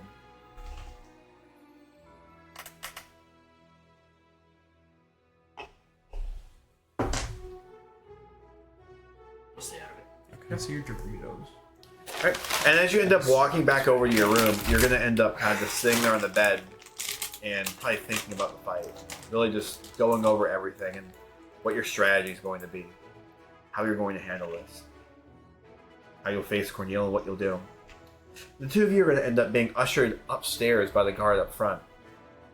Over into this nice little diamond suite. Looks like it's a different suite than what you're in last time, but this particular suite ends up overseeing the entirety of the arena. You end up having actually a slot kind of a little bit more to the left this time where Uham the Bold would actually be sitting. You're relatively familiar with this area, and as you walk in, there's a beautiful buffet full of what look like grapes and hams and turkeys and all this other stuff just draped across the entirety of this area. You're actually going to see that Margaret is actually up in there kind of waiting for you. Arthur, it's lovely to see you. My love. We arrived a little early. We ended up coming up. Cynthia's over there, and she said the Fawn Noble box over there. Oh. I think she's meeting with somebody important. She is. She said there's nothing to worry about there. She ended up going and actually speaking with some of the announcers earlier. Announcers? Yes, it was quite a thing. Do you perhaps know what she might have settled upon for Reginald's new fighting name? I think she was trying to do a variation of some of the things he mentioned that he cared about. She seems like she really wanted to make sure she pleased him for some reason. A little bit more worried. You don't perhaps remember specifically what she might have gone with? The name? I think it was the Undying Servant or the Undead Servant. It's eluding me right now. I can't remember. Oh, no matter. We'll hear it soon enough. Just curious. Of course. Care for some wine? This wine is quite delectable. Is this your made wine? Oh, you kid! No, this is not mine. But it is quite delicious. Well, it might not be as sweet as you, but it is still tasty. Arthur, you can't, please. You two are just adorable. Don't be jealous, Cassian. You're gonna watch it like some. You're gonna watch the Margaret just kind of drapes her arms over.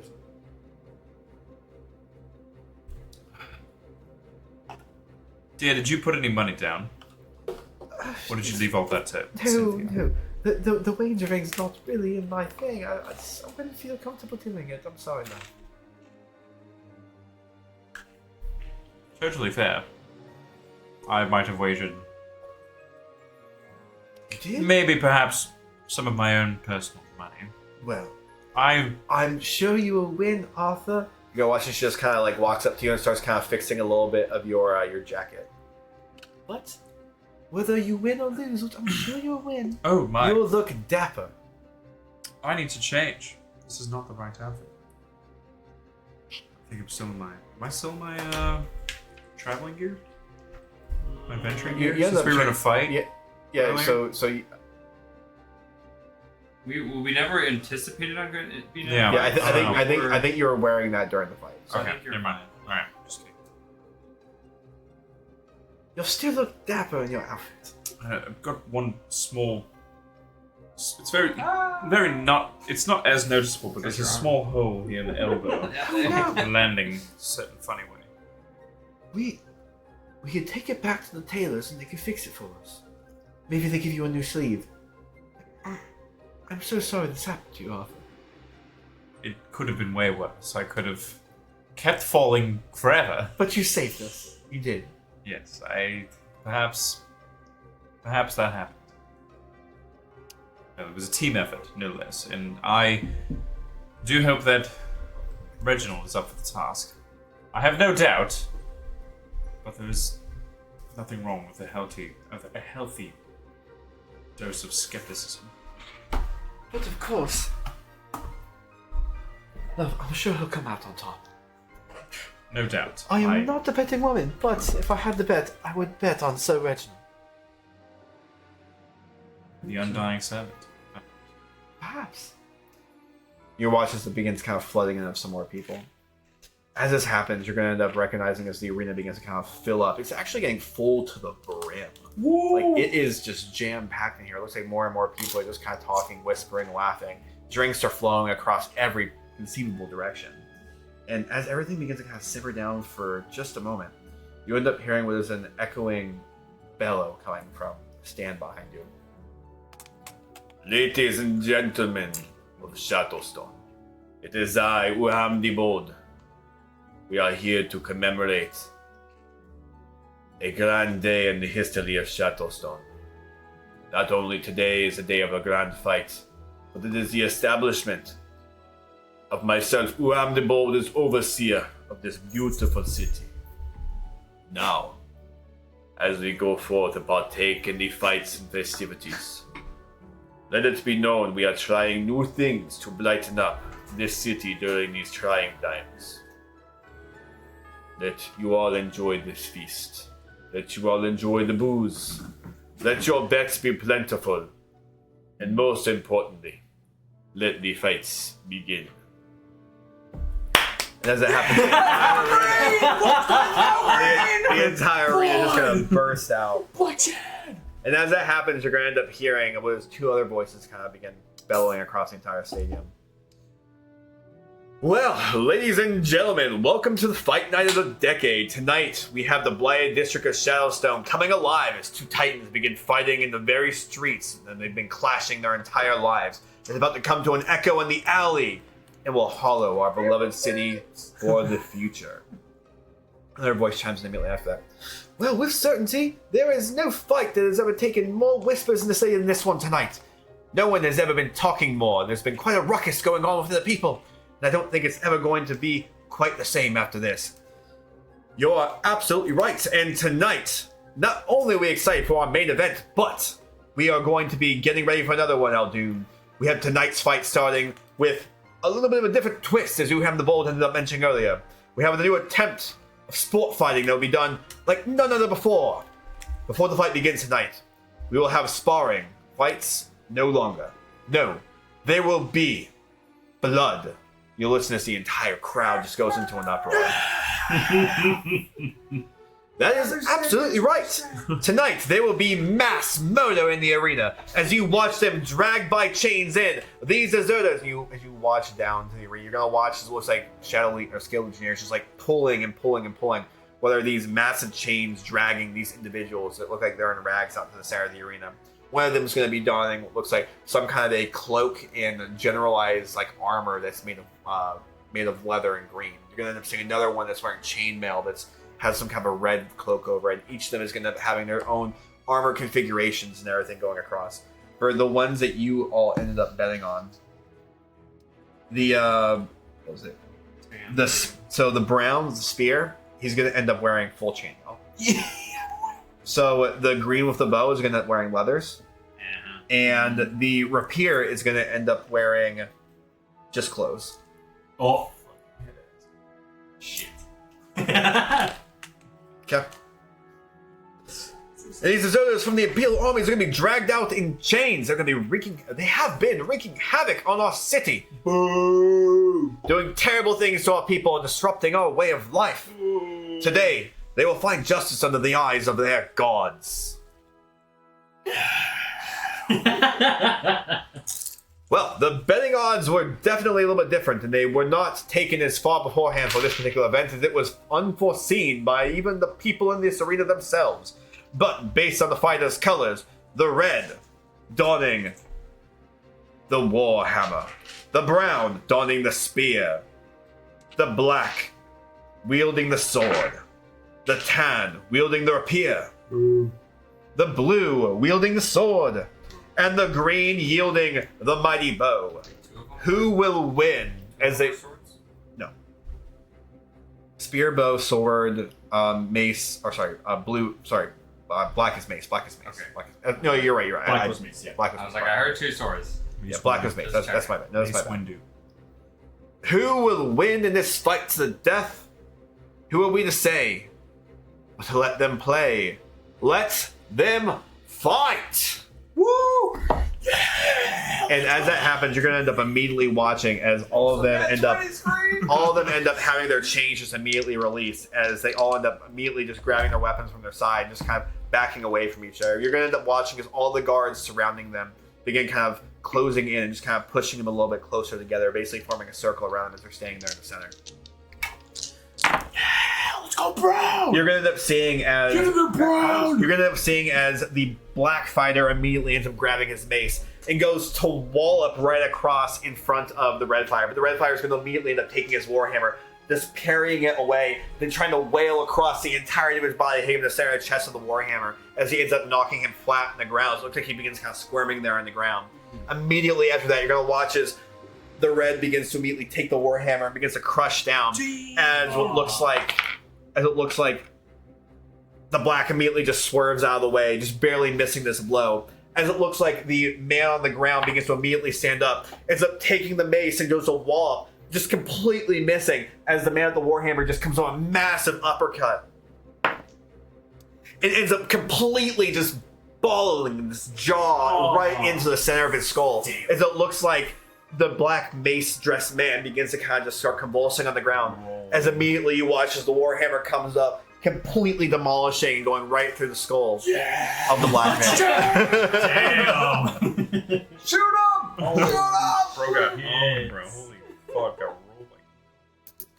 As you end up looking over to another part of the arena, it looks like 2 people are immediately into combat. Wow. You're going to end up seeing as it looks like the spear, which is the brown, and the red, or sorry, not the red, the tan, which is the rapier, immediately going head to head. Oh, fuck. As it looks like they end up going in, you're going to end up seeing. You're going to end up seeing as a spear ends up going, jabbing directly in. But as the spear goes, it looks like the rapier ends up just completely sidestepping it. But it looks like he actually planned for that as he ends up immediately grabbing the front of the spear. It turns and immediately jabs it right in, straight through the center of the gut. As you end up seeing what looks like part of the spear go through the other side. He critted. Oh. As that happens, you're going to end up seeing as he immediately begins kind of pushing him back, and the spear ends up coming out as you see blood begins just kind of oozing on the ground all over that red, not red, the tan drape. As you end up watching, you're gonna watch as the man with the rapier ends up just holding the side, and immediately goes for a rapier blow and just goes for a quick jab. As that jab ends up happening, I watch the spears begin to immediately pull it to the side and parries it. But another rapier jab comes straight through and ends up going right through the center of the man's gut. But it looks like he's able to pull off. It wasn't a massive blow. I still got you. You're good at watching as the man with the spear ends up kind of pulling back and holding his side, and begins to kind of adjust his armor a little bit as he ends up getting a better take of the spear, and gives a quick little jab, gives another jab, and it looks like they're just being parried and parried and parried by the rapier. As the rapier ends up coming in and tries to stab right in for the neck. But as it happens, you're going to actually watch as the man ends up kind of putting his armor up, pushing the rapier to the side, ends up just giving a straight jab over to the side of his shoulder, taking off what is probably a little bit of flesh. You see blood begin spurting out of his shoulder. Yeah! Immediately after that, you're going to end up watching as the man with the rapier comes back and ends up taking a new stance. A little bit different than those fighting stances he had before.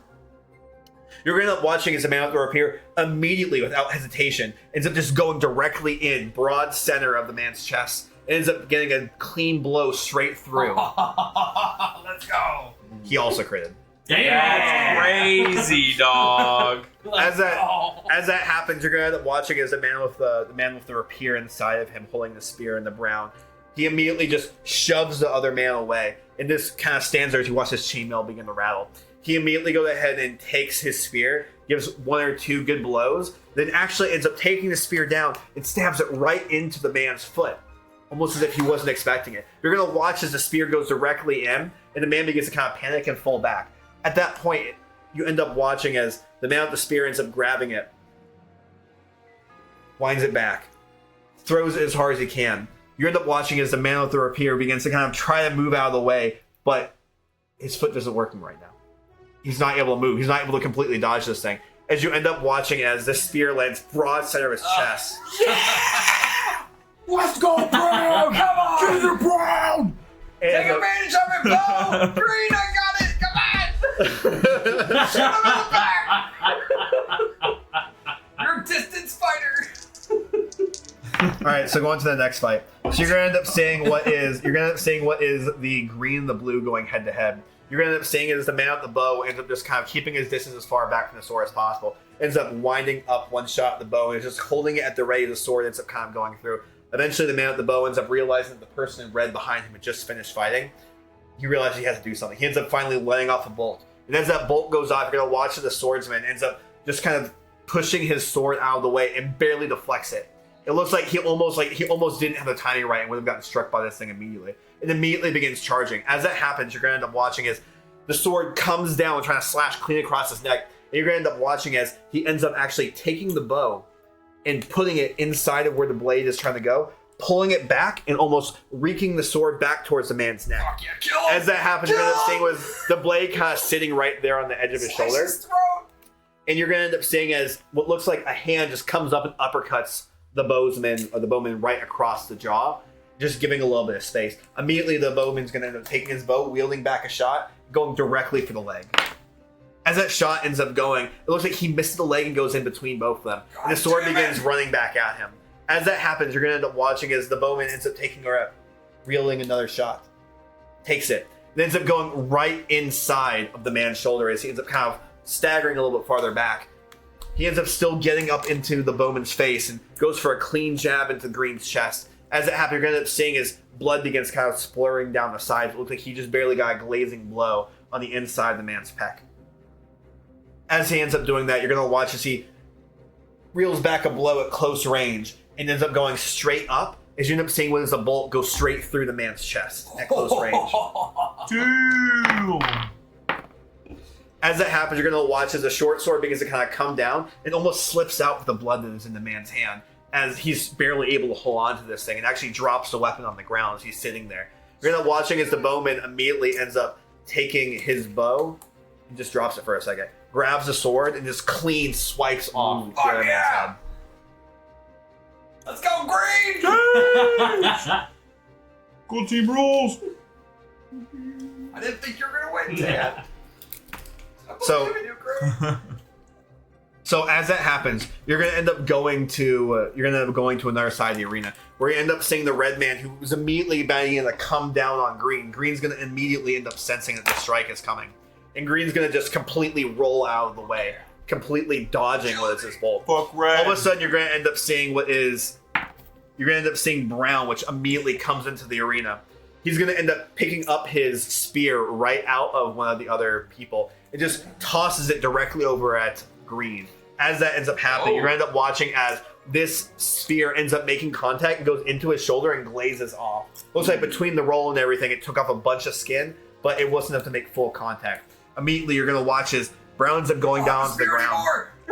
Brown's going to end up going down to the ground and grabbing the rapier off Tan. Is going to immediately start entering the fray with the rapier. Why are you throwing the spear so long? You reach advantage! Come back! So as he ends up going into this fight, you're going to end up watching as what looks like the Warhammer comes down, completely missing Green. You're going to end up watching as all three of them end up just completely missing. And the bowman ends up coming back, wielding back, and tries to shoot one directly at Red, completely missing. All three of them are just missing. You're going to watch as the crowd begins to get a little bit more irritated as eventually the pressure is beginning to get felt as all the guards begin to close in on them in the fight. It's like the ring is closing, almost like it's a battle royale. Almost like a battle royale. Wow, that's crazy. So, as this ends up going, you're going to end up watching as the bowman ends up wielding back his bow and shooting it as hard as he can and as accurately as he can directly at Red. And it ends up making full contact in a soft part of his chainmail. Fuck Red! As it makes contact in the chainmail, you're going to watch they just kind of lets his Warhammer go off to the side, pulls the bolt out, and then immediately starts sprinting over at him as he begins rolling up another bolt into his bow, and comes down as hard as he possibly can. As he ends up going, you're going to end up seeing as he completely makes contact, just broadsides him. Fuck! It looks like maybe he even broke his arm as he ends up falling off to the side. Oh no. As that ends up happening, you're going to end up watching as Red standing over top of Green and begins pulling back his hammer.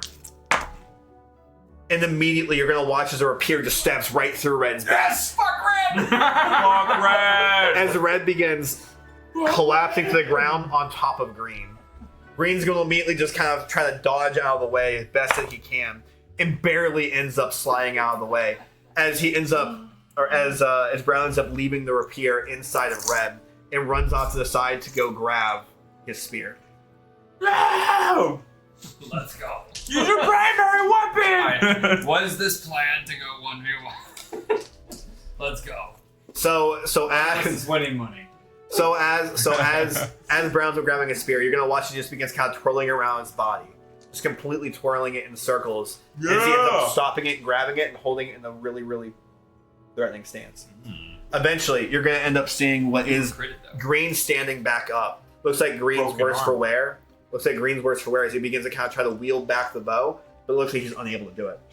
He immediately ends up dropping the bow and ends up grabbing a mace that was on the ground. As he ends up grabbing this mace, it looks like his arms is kind of hanging there limp, but they both end up running into each other. You're going to watch as both of them end up swinging simultaneously.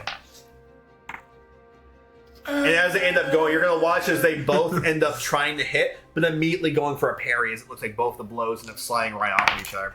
As they both going again, you're going to watch as they both end up clashing again in midair. It looks like they're both trying to also protect themselves while hitting the other. Let's go Brown! Eventually, you're going to end up seeing as... Fuck him up, Green! You're going to end up seeing as what looks like Brown ends up taking the spear and deflecting the blow off of this last flail hit, but also uses the edge of the polearm to immediately come down and strike Green on the neck. It looks like Green ends up kind of staggering off to the side. Immediately following that, you're going to end up seeing as... That's the wood part, not the shut part. You're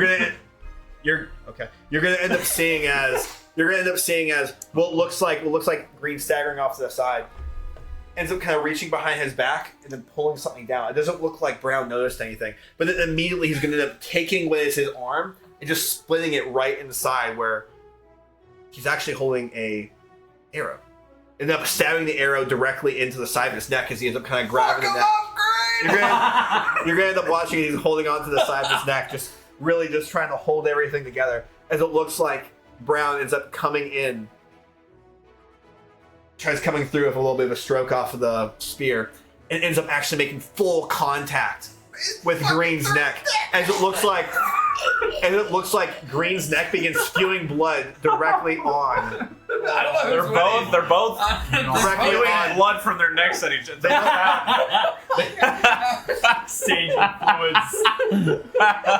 They both critted on each other. Crazy! No way! Holy fuck! So that's That's why I kind of that's paused for a two crits on second. I'm you. like, okay. So wait, that's 2 crits on him then. My guy changed. I don't know. So as it looks like blood's spewing out of Green. Green's gonna be holding his neck together as best as he can.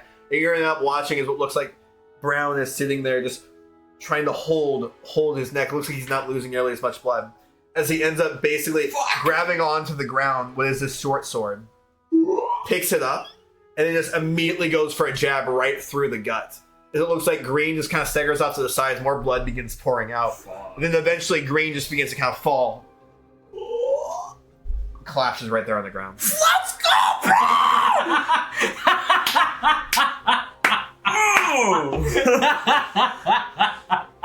I'm fucking jumping up and down. Jumping up and down. Oh my god! I'm gonna need another color. Next week. Just let you know. That's actually true though. Oh, It's my Ladies and brown gentlemen, pants. I cannot believe it. We have Brown, the spear holder, as a winner of this fighting event. Let's give it up for Brown, ladies and gentlemen. Go Brown!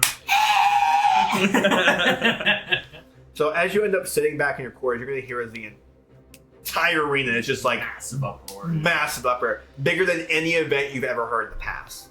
Ooh, okay. You've never heard uproar like this for any preliminary fights. I'm that just happen. gonna be listening So to many uproars. all those 300 gold. voices. There you go. Oh, Oh, bonga, dude. sounds like a sold out. Okay, I bet your Dang. gold that you gave me anyways. Lots of people. Oh my god. Nervousness is kicking in again. Reginald, compose yourself. Wow. Reginald's Reginald. got a good fight to follow. This That was quite alright, aren't you? You're gonna watch as Lady Lisa immediately appears before you. Oh shit! Huh? The fuck? Yes, it's nothing but. Madam Lisa! Madam Lisa, you. What are thou doing here? I just but here to wish you best on your fight. For thou art to be in great peril in due time. I worry very much for your health. Thou's health. I'm concerned. Methinks you are in great danger. Shit. That is correct, my lady. For I am in great danger. However, I made it a promise. I intend to keep it. You are a very honorable one, Sir Reginald. Methinks you will survive. You must. Great snack for tonight. Great snack. For thou's lady. I will. You watch the meal, she just kind of gets sucked into her hat and disappears. Was not expecting your audience with her. Am I still shaking? Yes, I am. Okay. Calm down, Reginald. We're only moments away. I think it's only 3 possible ways this can end. 3. One of them Pick number 3, my lord.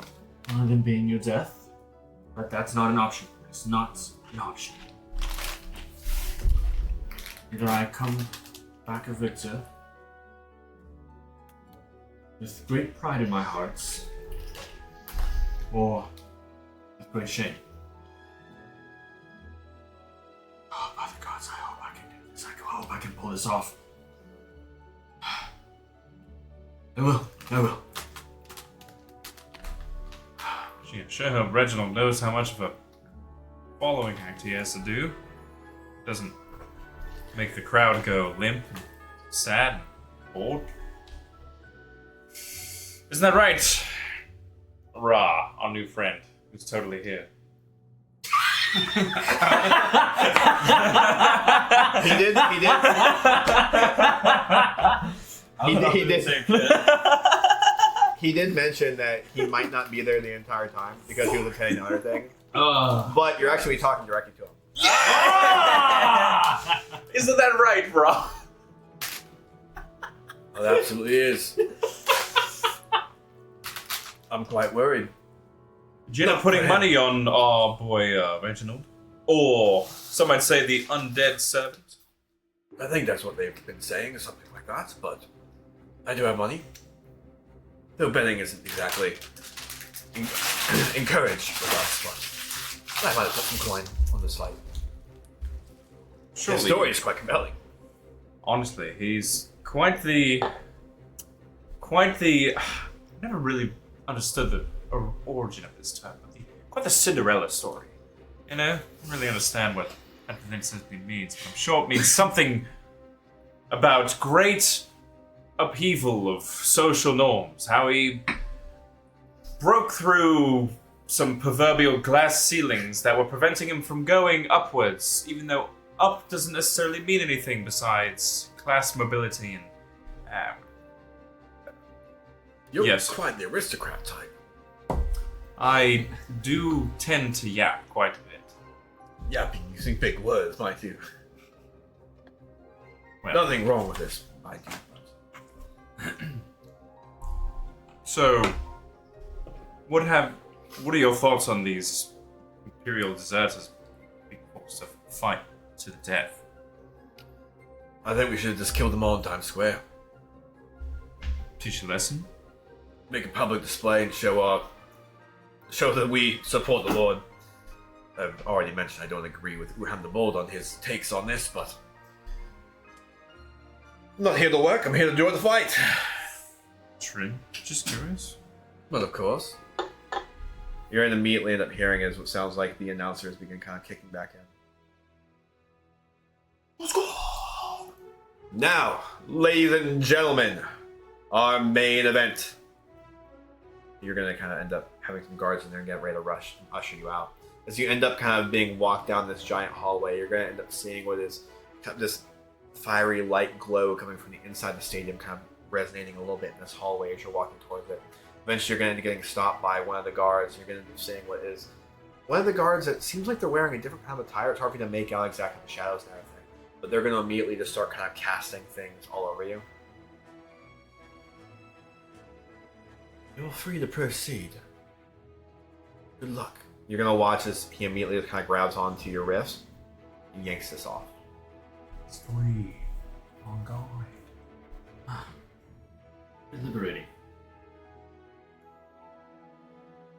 Just down this way. Okay. I don my helmet and put the cloak over it. Yeah. Nice. Now you're going to end up hearing this as you kind of walk up to the main entry area where it looks like a guard's kind of stopping you. Now, ladies and gentlemen, our main event.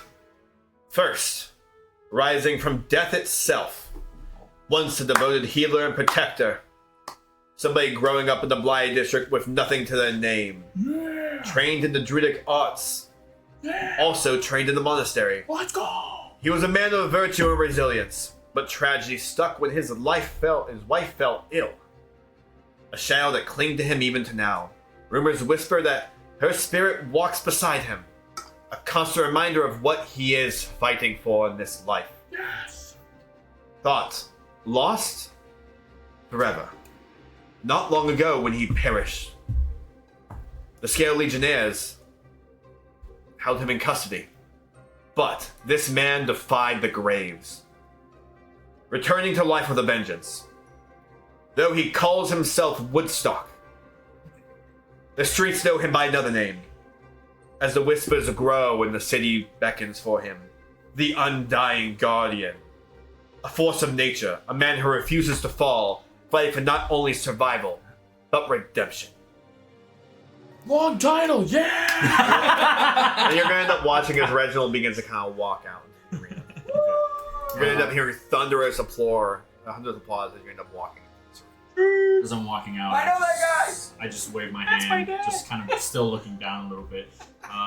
At that point, I do kind of just want to wave my hand a little bit, throw some spores out, and I'm going to cast a symbiotic entity in my Okay. Go for it.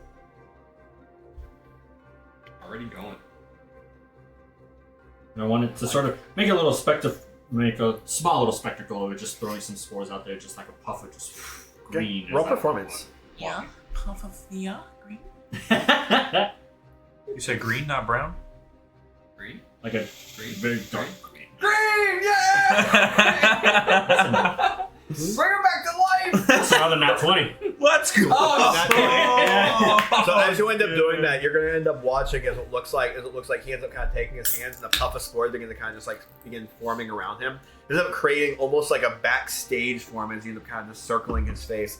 As it looks like the wind kind of strikes him at the perfect moment, and it kind of reels back a little bit of his hood, and you see with his glowing red eyes just looking through the arena. It looks like the spores begin to kind of like fall around. As he immediately begins to kind of move his hands, and the spores begin to kind of spiral into a tornado around him. As he begins walking through in this tornado with the red eyes, and his hood begin kind of pushed back against the side of the armor, as he kind of tilting his head back and looking at the arena. And then immediately puts his hand out and it stops. You watch all the spores begin to just kind of settle around him and just stop moving as they begin to slowly begin to dance again. The entire crowd goes insane. I'm going nuts right now. I've nutted twice now. One because Brown won, the other because you walked in. I wonder if I can make out Arthur. Just see him going just foaming at the mouth. I can't. Sorry, no, mine's, No, you're good. yeah, Can I use it's yours? on its last leg for sure. I think I got. Oh yeah, I got like You're good. my last card. Then immediately you're going to end up hearing his another voice chimes in. And his opponent, a boy born to struggle, now a man forged in adversity, orphaned by the blight itself, that ravaged his family and left him with nothing but debt and sorrow. He has risen from the ashes of despair with a fire that cannot be quenched. His survival is nothing short of miraculous, and with his newfound powers that have turned heads all across the city, he's a showman, an amateur fighter, a symbol of hope for the hopeless. He steps in the arena tonight with one goal, as he's been said: to carve his name in the annals of Shadowstone. Give it up for the bold, the brash, the young, the heartless. Corneal Divan, the prodigy of Shadowstone. And you'll end up hearing it's another half of the stadium because kind of Boo, Wendy Testaburger, boo. So you're gonna end up watching, and it looks like this man's kind of walking out with his kind of like hunched over in a cloak. As immediately you watch as he just pulls the cloak off, it looks like now he actually has pretty defined muscles. He's not like fucking jacked, but he's pretty well fit. Pretty well fit. Okay. And as he ends up doing that, you're gonna end up seeing as it looks like he has multiple things just tied around his waist. It looks like some kind of form of like almost like really loose, old, just broken and tarnished pants. They're kind of look like they might have been tan at one point, but now they're just completely brown. As he ends up walking out, you're gonna watch it as he ends up taking off his shoes and just begins standing there staring at you. He's gonna immediately just start shooting firebolts into the sky as he ends up just kind of looking over at you. You're gonna end up hearing. You're gonna end up hearing as he says from across the arena. Hello, Reginald. It's great to see you again. O'Neill, I hope to see you again, but under different circumstances. The only way I'll be seeing you is in the next life. Oh, trust me. I know of death. Death is part of a cycle, you see. I know it pretty well. Well, you see, I managed to break that cycle. Rumors are true. I cheated death. There is a way out for you, my friend. I know of your past. I can save you. You only need to submit. Make a better name for yourself. Yeah, his name sucks. Roll persuasion.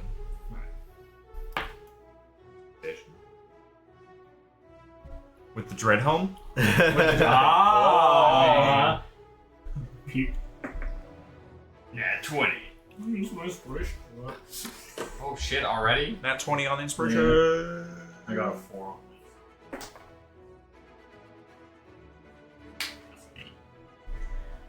Let's go! Doubled! 8 is great, you know?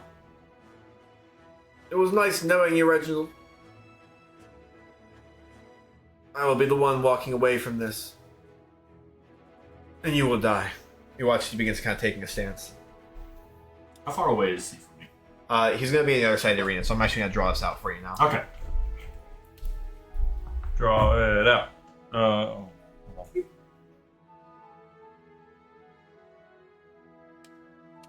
Oh shit. This dude. Oh, he's like massive. Big fat. That's going to be about what it's going to be. It's a boat size.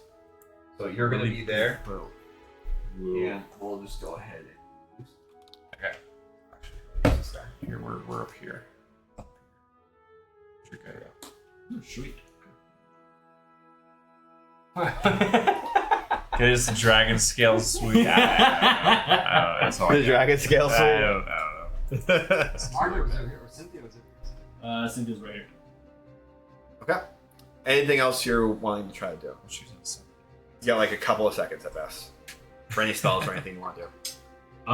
Potion. Butt chug. Butt chug. Butt chug. Butt chug. That's right. I don't really need to cast that anymore. I'm using my staff. No, I don't need to use Shillelagh anymore myself. You know what? So be it. I'm going to expend a key point, Oh, already. Alright. Here we go. and in a showy flash, spores are just gonna erupt from my back. He shit himself. And you can see these just sickly, just dangling looking arms sprout from behind me, just making them look decay as they just sprout from behind my back, almost inviting, ready to just hit something. He's like 8 arms going like. All for it. Alright, as you end up doing that, you're going to end up hearing as this kind of bells through the stadium. Ladies and gentlemen, this is not just a fight. No, it is a war of wills. The odds of the casino may favor Cornel, but whispers from the highest halls say Lord Lendar Cold Rose himself has placed bets on the Undying Guardian, shaking even the confidence of the infamous casino owner, Uham the Bold.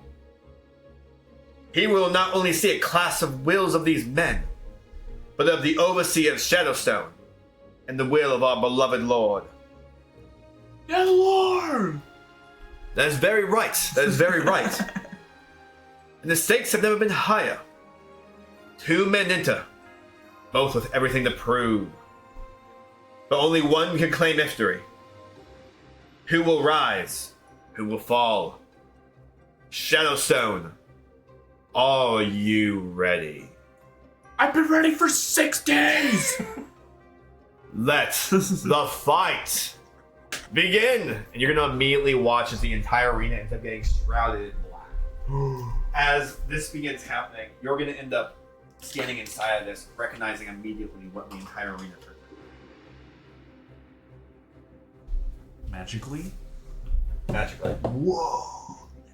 That's a lot of You work. should have got the boots! I said the tree climbing and fucking go.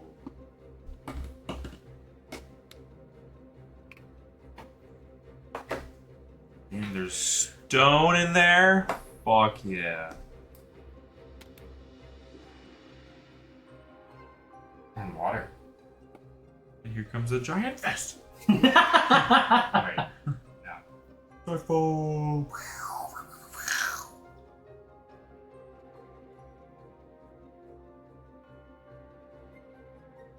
Who pissed everywhere? So is it all like marshland kind of thing? Yep. It's like slish sloshy while like walking around basically. Oh it's little pot. Oh, So they're pockets of land they can find. yeah. Some dry ground, not high ground. Dry ground. Oh, more.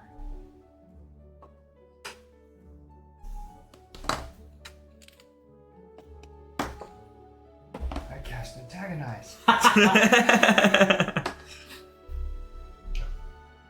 So, anything that is blue is water. And it is going to be not only difficult terrain, but it is going to be a potential for other things. And then anything that is green is ground. I bother for some. Yeah, we're about to do that. All right. I'm so ready. Interesting. My blood is pumping. I'm so fucking stoked. We've waited like 8 sessions for this shit. Oh god. Die in 2 turns. Holy shit. I'm so ready for this. You know, I'm putting actual money on this. I'll bet IRL 20 money on bucks. this, let's I'll bet go. 20 bucks. All right. Reginald, roll initiative. 21. Oh. 21.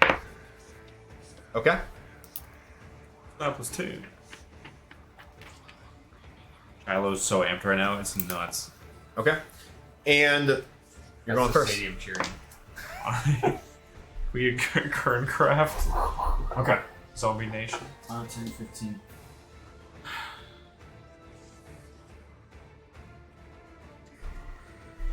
Shiloh, are you excited, dude? Are you ready? Are you ready, big dog? Yeah. Would I technically have any sight of him? No. No. Okay. You would not. He would actually, you would have seen it like, it looks like he kind of like sunk in a little bit deeper than like what you saw when you usually walk. He's already Water. splashing in the water. He's a fucking bitch ass. With the splashing. It's rigged! That's bullshit.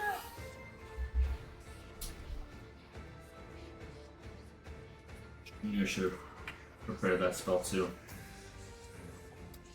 But I did not. This is why we never know what the arena is going to hold. No, I know. I know. Let me get something up really quick. Sorry. You're fine.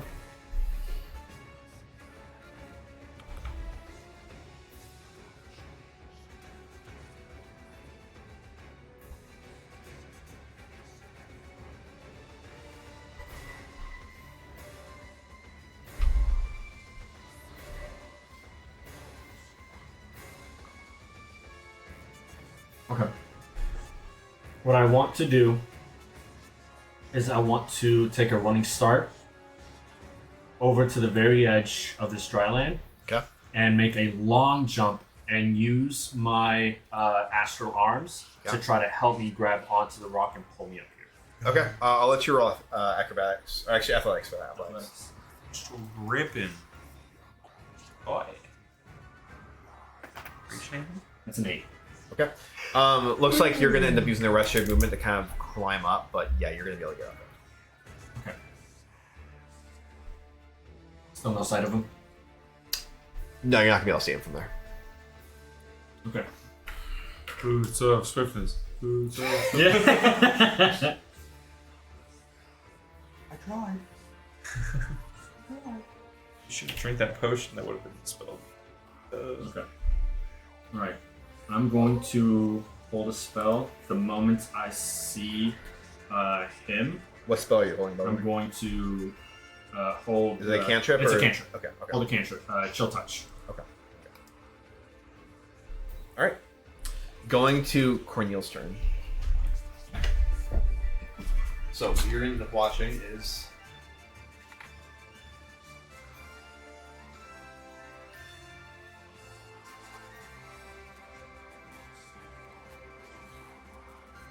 Reginald, he's behind the tree! He's right across from you. Can't you see him? Open your eyes! Do something. and he's going to end up waiting there. Wait, you're both preparing actions. Okay. All right, going to Reginald. Okay. Alright. Remember what I taught you? Grab a stick and twist Exactly. Going to What did he say? towards that edge right there. Wait, you're edging now? Are you serious? I am edging Oh my to god, the he's edging in the max. arena. That's crazy. Shiloh, are you ready for the edging, buddy? That's taking breath, buddy. And I want to be able to see any part of this right here, right? Not where you are now. Okay, fair enough. He pissed himself. Use the trees. Okay, I want to take a look inside the waters, Okay. really quick, to see if I see like anything else besides just us. You're gonna end up knowing that as you look into the waters, roll nature. Nature, it's crazy. Wow. Yeah. 4. Okay. So as you end up looking into there, something's weird. Like the water is just more like colorful. Maybe it's like more like mossy, like more swampy.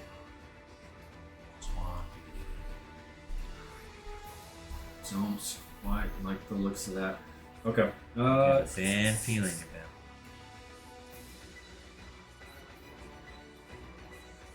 Fucking jam right now.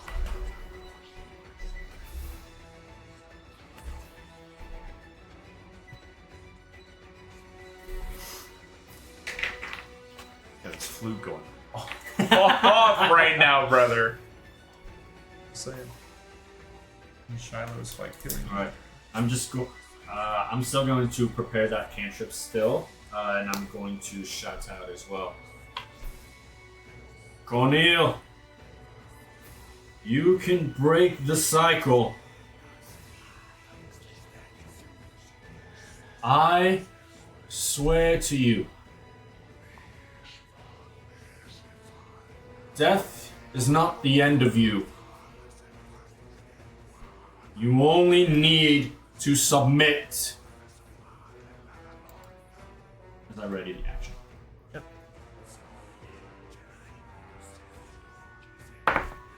Okay, you said that. All right. Going to Cornel. So you're gonna end up watching. Yeah, popping up right over there. Alright. Alright, so yeah, I immediately cast Chill Touch on him. Okay. So that is going to 17 hit. 17's gonna hit. Yeah, dude. Let's go! W. Ooh. That is going to be 13 necrotic damage. Okay. This will...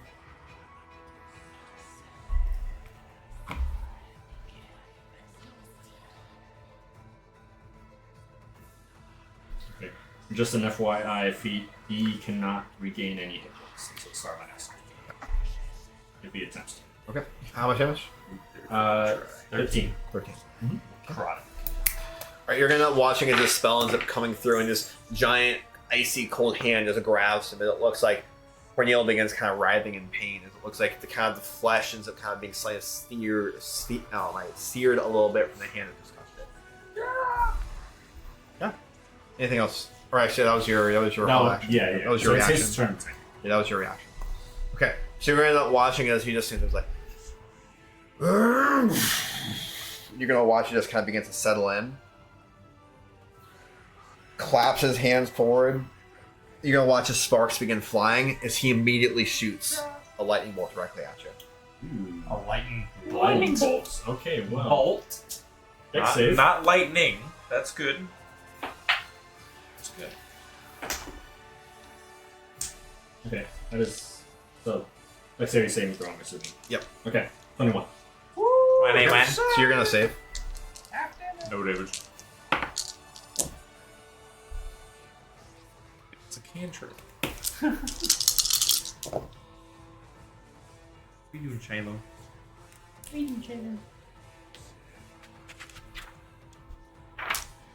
Okay, so it's gonna be half for you. So well, I'll let you do the half, but it's gonna be 26 damage.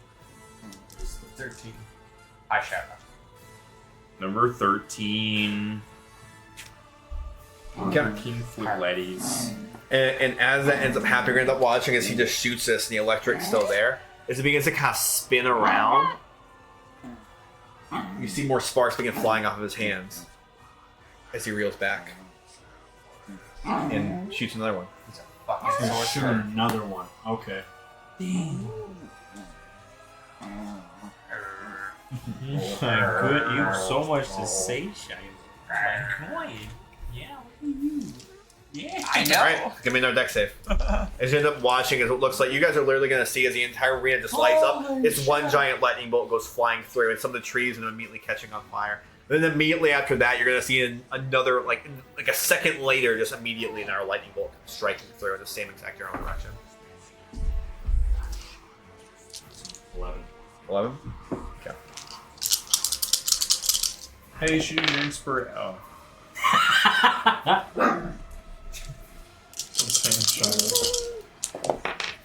We'll crack that one. So that's going to end up being a total of 30 lightning damage. 30.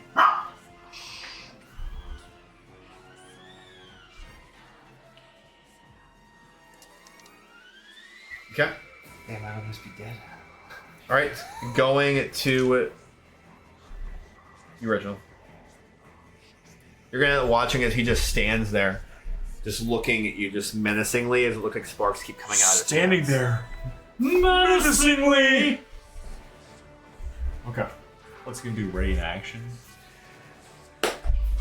Alright. What are you doing, Reginald? Right. I am going to cast Spike Growth right on him. Right on him? Mm-hmm. And that is a 20-foot radius, so that spreads on anything in a 20-foot radius on him. So that's going to spread on all the tree trunks Okay. and You everything. can go ahead and draw it on there. Gotcha. Red. Red. 20 based on this square. 4, 1, 4,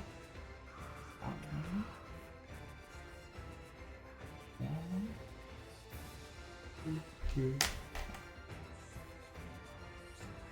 Yeah, so it's like. Okay. And then I'm going to go over here and jump down over here, try to break sight of him. Okay. That is. Doesn't he take damage? Doesn't Spike Growth take? So Sprite Only when he growth, moves. no, it's only when he moves, and it is difficult terrain for him. And every time he takes 5 feet, and he takes 2d4 pieces. Oh, that was a great move. Did you see that? Let's go! So smart. Spikes! Anything else you're going to be doing? Let me see. Death spikes. That's-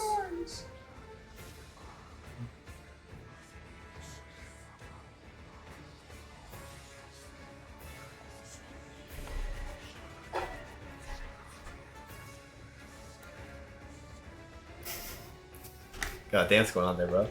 Somebody did. Fucking me. That's gonna be it. Okay. Alright, going to Corneel's turn. So you're gonna watch Corneel just stands there and just in frustration. You're gonna watch as more sparks begin kind of flying around him. As he immediately ends up You're fucked. He's a Tempest Sorceress and he can fly. I swear to God. That's crazy. Just So- pulling scorn back so out. what you're gonna end up seeing is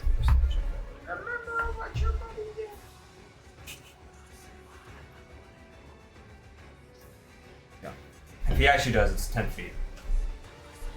Yeah.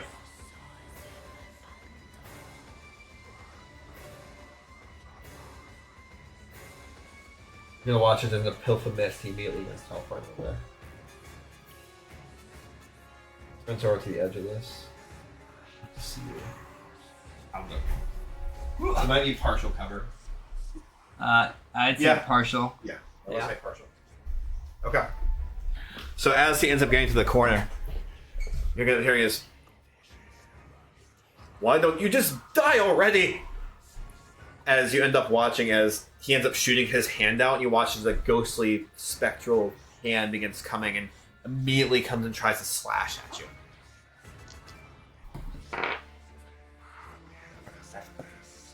And that's going to be an 18 hit. That's gonna hit. Shield. Oh. Okay. I can do it.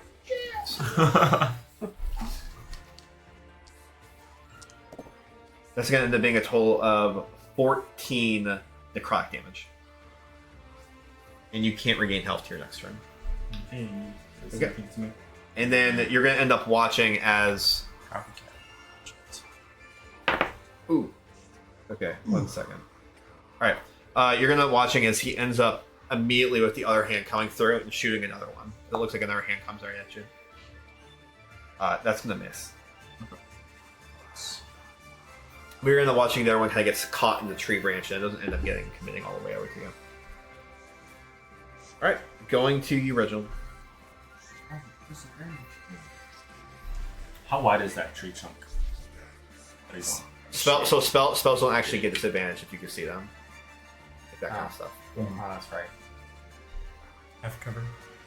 So how wide's that trunk, by the way? What's up? How How wide? wide? Yeah. He's standing on the edge of the trunk, basically. Wait, you mean like girth wise? Yeah. Oh, for standable, I would say about 10 feet. 10 feet. 10 feet is standable.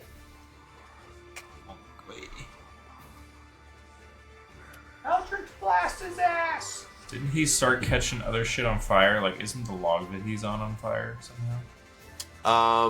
With the lightning Some bolts? of the other spot, yes, would be on fire. like earlier. like over this way. Yeah. Yes, he was sent.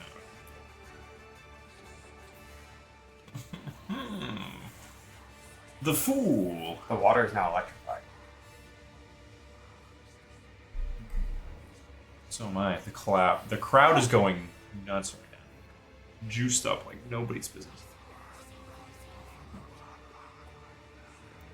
Fine. You want to play that way? Get into view a little bit. And into my pouch, I'm going to grab some ashes and throw them. And immediately, a cloud begins to form over his head. Just massive, massive cloud. I can fight the same way. And I'm going to cast Call Lightning. Okay. Is So that a you need to make a save? dex save. Yep. Dex save? Mm-hmm. Okay. Alright, so you're gonna end up watching where he ends up looking at this and says, "You really think this would work?" And you immediately watch as he just kind of puts his hand up and it looks like he's bracing himself. He sounds dweebier. So I think you win this. Easy. Alright, that's a dex save, right? Yep.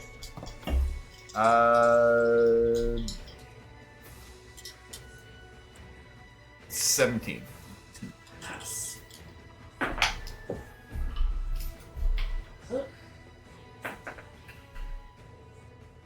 Depending on his level, he has resistance to lightning damage too. He's a storm sorcerer. Okay. Total 21. That's not bad. Okay, so you're gonna watch as the damage ends up coming down, and he immediately ends up putting his hand up. It looks like almost like a conduit of the lightning ends up kind of getting absorbed into his flesh, and it looks like he begins to kind of like harbor it inside of him as he begins kind of twitching a little bit more. And you end up seeing when this lightning is coursing through his veins, which is just kind of sparking around his flesh and across his chest. And he just kind of looks at you and says,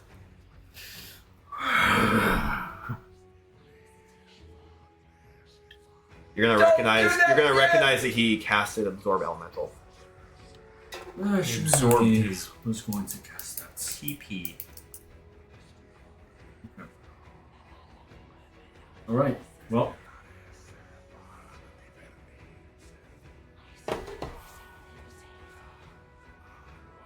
Wait. You can do it! Anything else you want to do? You can do it! But get to cover! I'm gonna take a chance and I'm gonna dive into the water. And hide in it. Alright. Hope it's deep enough. So I'm going to run past this tree and just dive right into the water. Okay. You have your ring, right? It requires concentration to tap Alright, so you're gonna end up diving into the water. Mhm. Anything else you're gonna do? Let's see. I'm going to attempt to try to hide in the murkiness.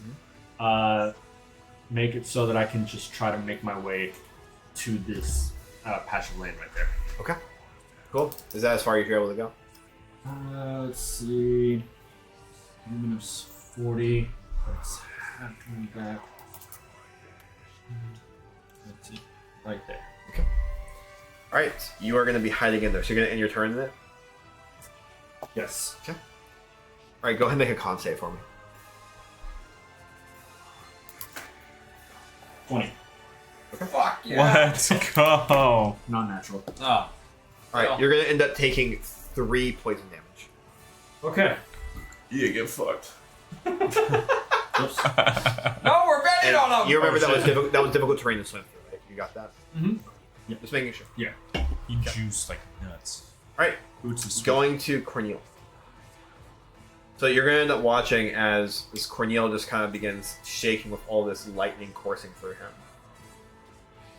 And you're going to watch as he just starts walking straight through.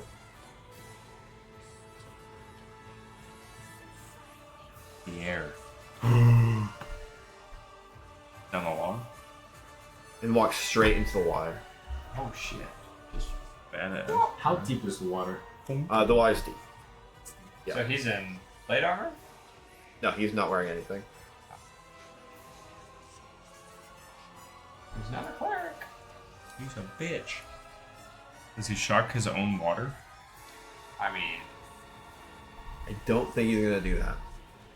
But you are going to watch as he ends up walking in a little bit closer to you, basically just using his movement to get through. You're going to end up watching as he kind of reels back his hands.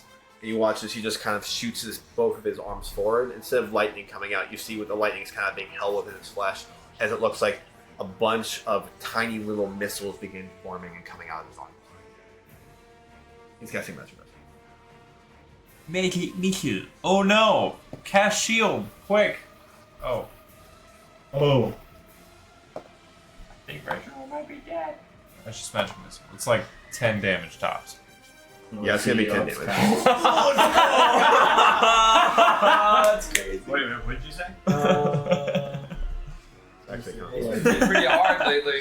I have been hit pretty hard, but we're still in this. Hey, he's pretty hard. I'm just saying. I mean, I'd be I'm dead. also hard.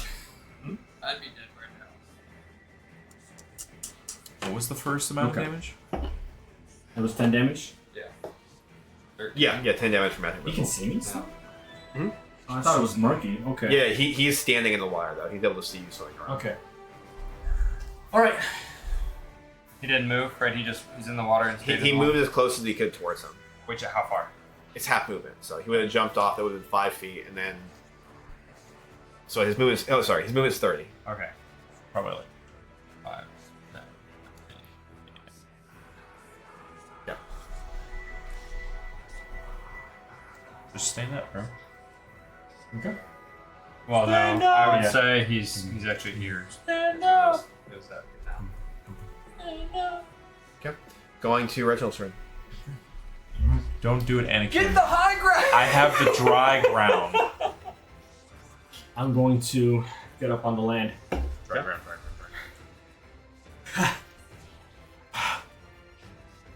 Ah, I've got you right where I want you. As I look at him through my helmet's red piercing eyes. Come forth, my servants. Animate animalos. And I'm going to cast Conjure Animals. Okay. And I'm going to summon 8 giant poisonous snakes. And they are going to surround me. Let's go, dude. Water moccasins. So he is flanked on every corner. Okay. Do they have pack tactics? As you end up doing that, you're gonna watch as he just immediately goes, nope. Fucking counter spell. Level 3 counter spell. Was it a level 3 spell? This is a level 3 spell. Yep. Okay. Alright. Okay. Nice try. Do it again. Yeah, nice Yeah, try. you waste. Yeah, you got his spell slot. Let's go. All right. So much for that. Bonus action. Key points. Yeah. Wait. Dash.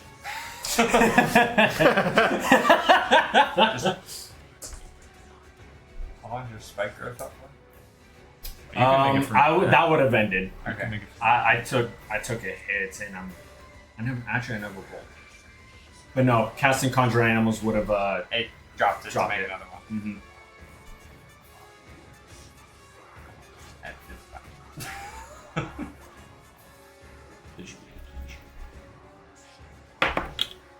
Just remembered something. 1 second. Mm-hmm.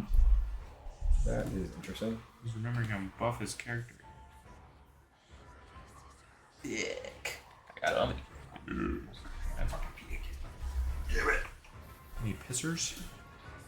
All right, 1 second. I have to do something. Uh-oh. No.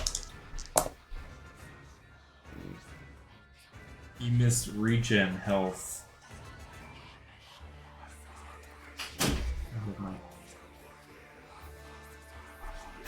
That's actually kind of funny. Okay. I'm calling every single shot that's So- happening. So as you end up casting counter spell, you're gonna end up hearing it like, oh yeah. It's like almost like a bellowing, hollowing, just kind of begins resonating from around him as it hears like bells and everything are just going on in the vicinity of him, and it's getting really, really eerie and creepy as you're trying to like walk away from him.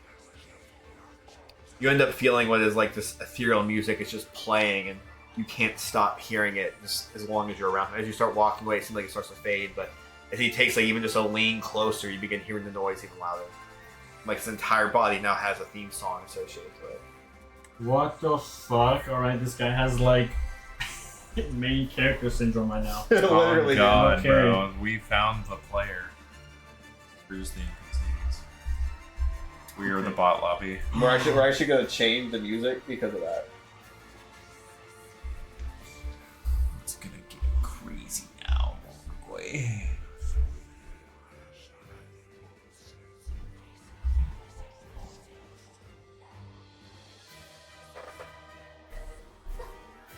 All right, what do you want to do, Reginald? Let's go!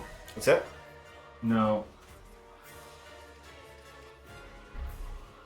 You'd use dash, but only really moved like a total of like 20 feet. Well, you had to climb out of the water. But that would have only been 10 at most. And you have dash, so you have like, that's 80 feet. You got 40 fucking moves. Would you let me use that key point onto something else instead? He didn't really dash. He literally moved 20 feet and was like, "Yeah, I dashed." Okay, I'll let you go back and do it. Okay. Just this one time. All right. I'm gonna go actually run right up to him Okay. and go melee. So I'm going to instead use flurry of blows. Okay. So shit. bonus action, I'm going to hit him with an unarmed strike. It's going to be with one of my spectral arms. It's going to come right down and try to attack him. Spectral arms. Oh. Has a 13 in it. 13's not gonna hit. Okay. All right. It's going to come down again. But he has the dry ground. That's true. And Gonna miss again. There's a 13 hit. You can do it, Reginald. Oh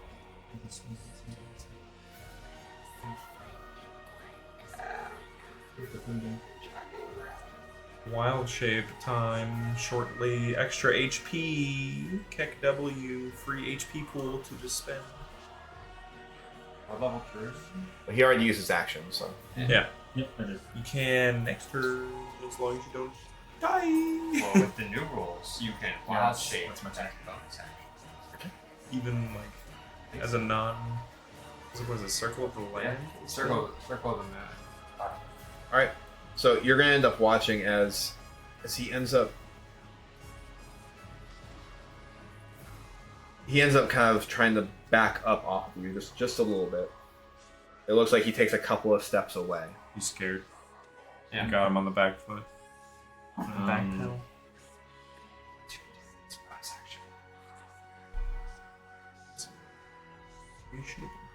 Mm-hmm.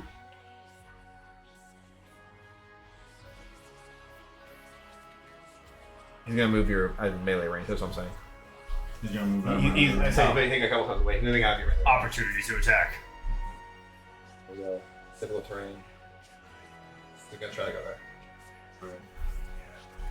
I'm going to take a chance here. And he already uses reaction. Counts down. His turn just reset it, so you can take a reaction. What are you gonna do, Reginald?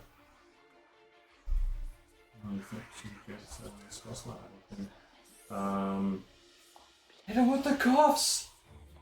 So Warcasters expend another spell slot. I'm going to cast my Dragon Wizard. Okay. Yeah. Conjure. Looks like he's just gonna stand there as it happens. Fuck yeah, let's go! Snake. So is he... Where is he at then? So you're able to cast that as a reaction for an opportunity attack? Mm-hmm. As an opportunity attack, Because you're a Warcaster. Yep, you're a Warcaster. Warcaster, let's Wait. do it. You can cast a whole ass spell? Yeah, as Like a, a fucking anything that has a full- cast time of an action, I can cast it. As an opportunity. As an opportunity attack. Nuts! Warcaster. That's it's a great crazy, feat, bro. man. Don't sleep on Warcaster. Bro, Straight up. It's just a great spell. And this one. Put her on his face, actually right up here. It's gonna be on top, right up there. Okay.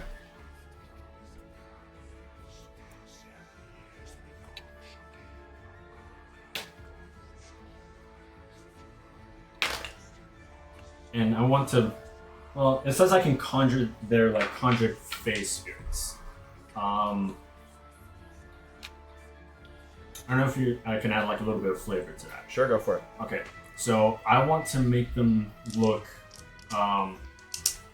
decayed, Okay. sickly, but like you can see like the fangs in the jaw just kind of decaying. You can see like parts of the skeleton and everything onto these giant poisonous snakes, really adding to like the very like synergizing with death. And you can kind of see some like fungal shrooms like kind of growing off out of one's eye Love and it. everything, just adding to that. Yeah! Snakes. Still be snakes. All right. Literally. I didn't know you could do that! So you did that. Anything else you want to do for your reaction? I think that's it, right? They can't attack because it was just something. Yeah, because they were just summoned. Yeah, I do Until roll they fall initiative right for out. them. Okay. Oh, shit. Do you want more die? I have plenty of D12. Oh, wait, that was a D12. That is. Ooh, wow. Okay, that's also 21. Okay. Anyway. So I'm gonna go right behind you. Because they go now. Well, No. It's No. Corneil's turn right now. Yeah, he's just moving. All right, so Oh, we're gonna go back to true. Corneil's turn. So what Corneil's gonna end up doing is surrounded by all these snakes. You're just gonna. So he immediately just claps his hands together, and you're gonna end up watching as he shoots four magic missiles your way. Or 6 damage. 11.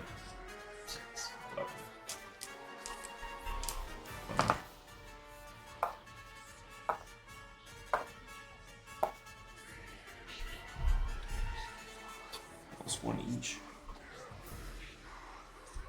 14 damage. Okay. And then the second magic missile is going to be coming through. As you end up seeing as he reels back and shoots another one. How many Oh, fucking times can he another goddamn volley? do haste? Bro, he just fucking Haste busts. and he's done haste like. Well, he's haste expended lasts- at least. haste No. lasts He's, for a minute. he's using his sorcery points. He used He must be Quicken out spell, then. which He's probably means out. he's used 6 at this point. The beauty of playing one of these. Well, can't you convert spell slots into sorcery? Yeah, points? we can, Or is but it the other way? it's an action. It's an Or is it action. the other way? Yeah, it's Both. You can do both. Oh, really? All right, so that's going to end up being a total of 5. 5? 5. Okay. Okay. So 5 force damage, and now we're going to go to bonus action. How loud's the music? All right. So as that ends up happening, you end up hearing is like the intensity of this ethereal music around him begins kind of picking up. It's just staring down at you. Like, what do you look like to him? I took the brunt of all of that. Those magic missiles hitting me. I go down on one knee and I catch myself.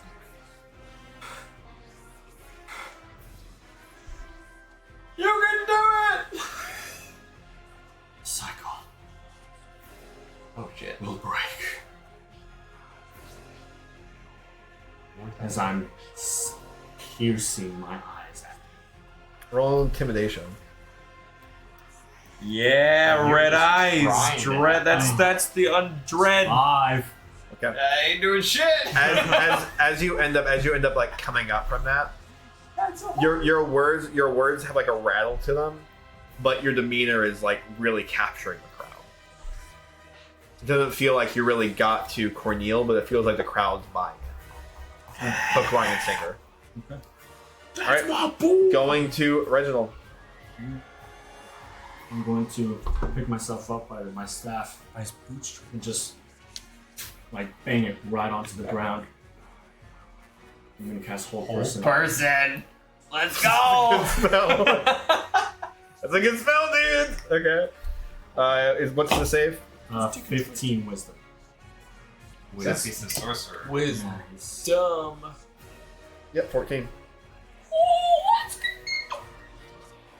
Get wrecked, mate.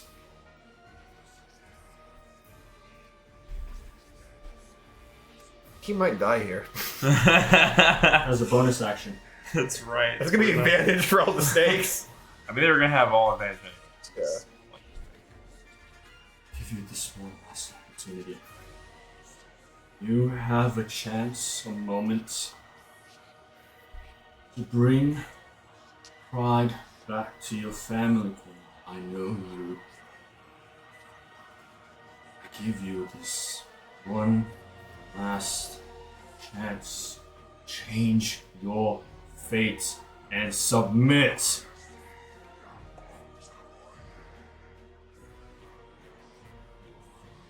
Roll performance. And actually roll intimidation. Roll intimidation actually. I'm gonna let you roll with advantage, so. Alright. Yeah, he's held down.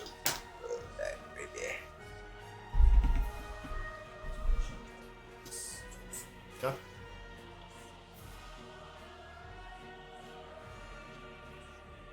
I'm ready to die.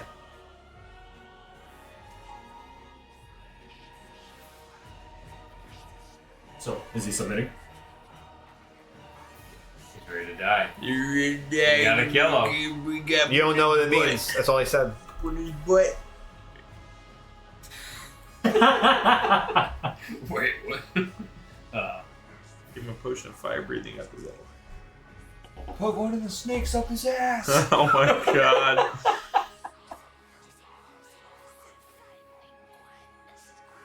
Strangle him. The crowd's just screaming for you to kill him. Kill him. Kill him. Kill him.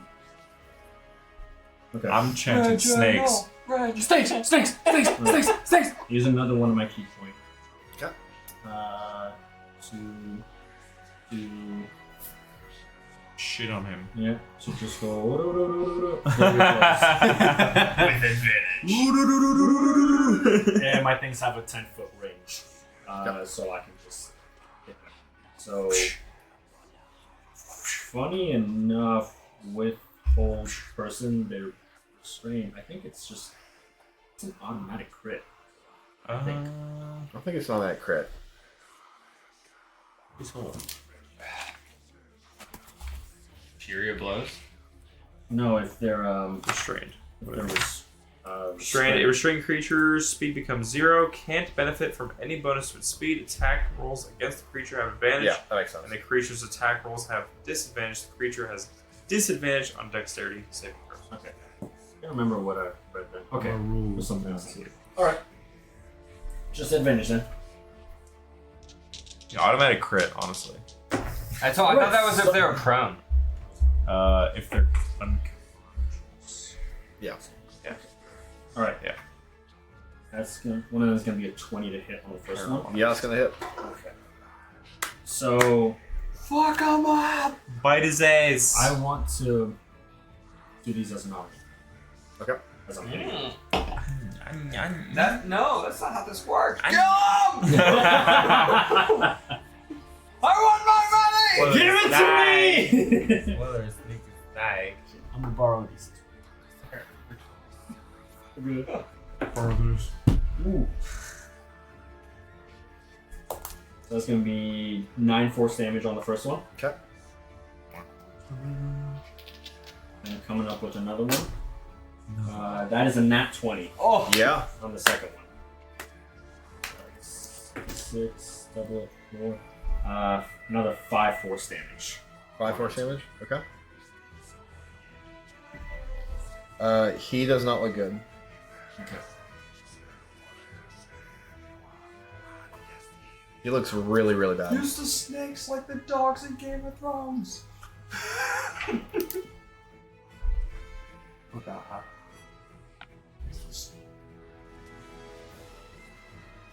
You snake pit. Full of snakes in it.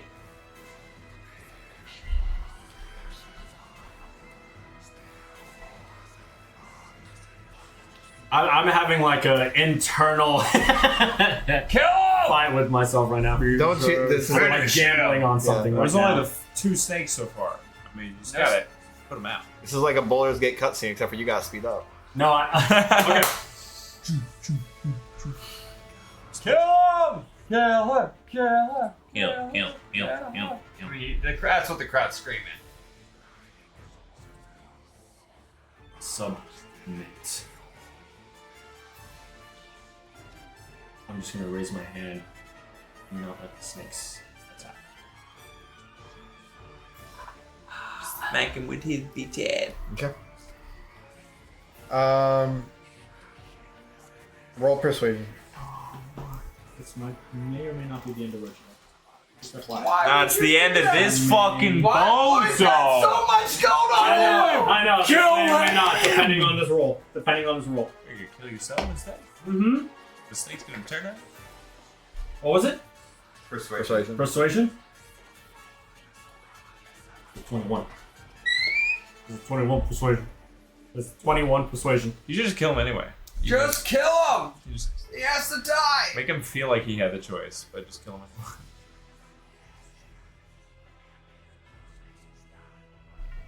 Okay. Go on the snakes. He's not gonna respond, so he'll respond at his turn. So go into your snakes then. So you're not gonna do anything to your snakes? Alright. You're what going the fuck? What are the snakes doing? Purely Okay, we're gonna go to Cornelius' turn. Is it beginning of his turn or end of his turn he tries to break through? Right. A little bit. Probably It's end. at the end of each of its turns. Okay. In other words, in save. Right. Is he able to attack or no? With disadvantage, yes. Plus he's within 10 feet, so it's already... If you try to attack, yes, it is disadvantage. How big are the snakes? Giant snags. So that he probably can't even see. 20-foot Burmese python. Yep. So he can only see the snakes. I'm just saying, right? And then They might not be that thick. So he's gonna end up just sitting there. Sitting there.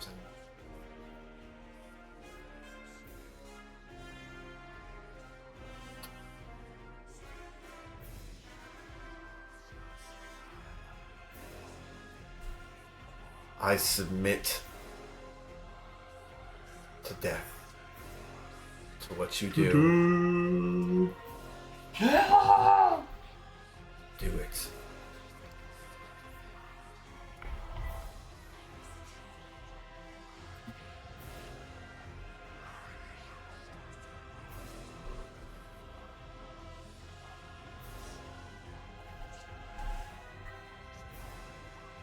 And as I was gonna say, it's still his turn, right? he says that, He shoots himself.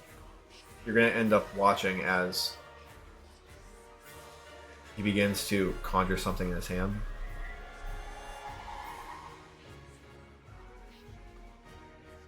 It's fireball.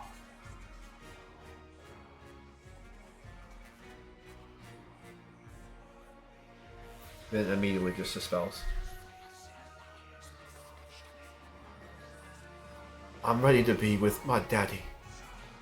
You watch, he just kind of closes his eyes. Ready to be with my dad? I will. I'll fucking do it. Alright.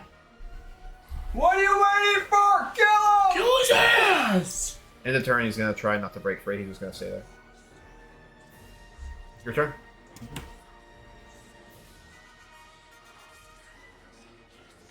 You're almost dead! Kill him! What are you doing?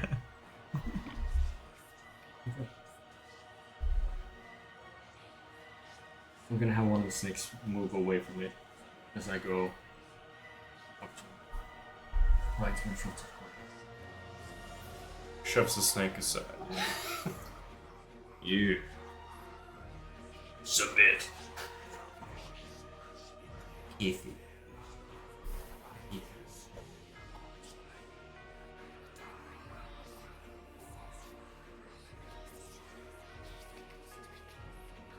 I want to interact with him. Actually, for this.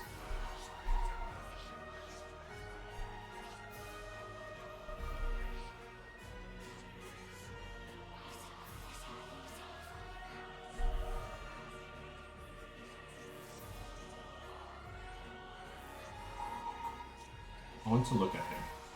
Okay. I want to look at him and kind of remember how we live.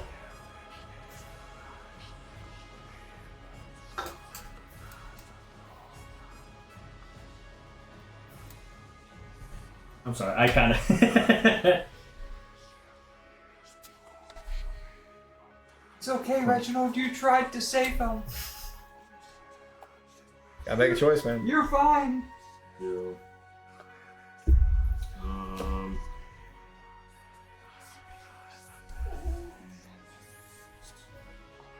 Wait, I said you I know this is a hard choice, man, but you gotta make a choice. No, I know, but do I? Kill him. Kill him.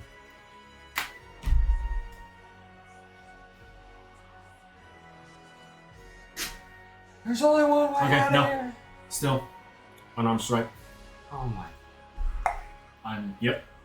Still, just wilding him to death. Wow, I wow. will, just kind of shouting out, I will make a show as I continue to wall upon him. But still, non-lethal. Okay. Your first strike is going to hit, and he's gonna immediately pass out. Oh. That's crazy. He was matter one what. shot, bro. One He was one shot. He was literally one This shot. whole time. Alright, so One health. Spank him. Spank him. use. Yeah! He's not out of these. Is he still in? just now. It's crazy. He's unconscious. Put a potion in his ass. So I can't even explain to you how much of a pickle he just put himself in right now. Reginald did? You should just kill him. Use the snakes. Wrong, It wasn't wrong. your fault, it was the snake's fault. They just kept biting. You know, just blame the never even snakes. attacked. Blame the snakes. Only two of them got hits off.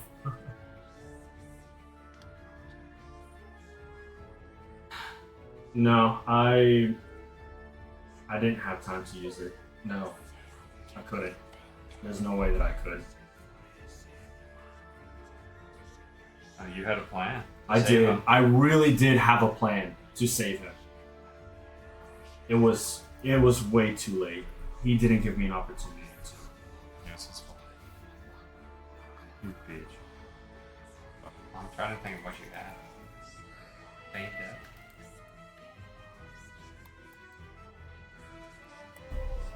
I'm going to just try to end him by having the snakes go after.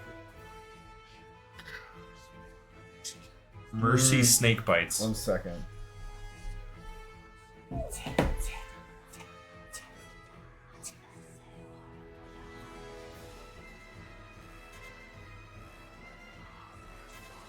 We just want to lock gold. Yeah, we fucking did. You went 800? Just yourself? No, Yeah, he can't be willing if he's unconscious. Yeah, I figured. Okay. He cannot He left me no- he consent literally left me no if he's choice. unconscious. Are you kidding me? Okay. He was literally 1 HP. That's the unfortunate part. Summon the snakes. Okay. All of it. Right, and all the snakes end up just latching onto him, and just you hear like hissing and everything. The entire crowd just going to immediately go into an uproar as you watch as Reginald just stands there holding his spear, or holding his staff rather, eyes glowing, and looks like the spores around him begin to kind of trail off into the wind. And his eyes seem fixated on the corpse and the snakes in front of him as the crowd is just going insane. And we'll end there. Oh, you want to add something? Okay, we'll add something before we go. You will regret this. As I kneel down to you. You cast Fungal Infestation.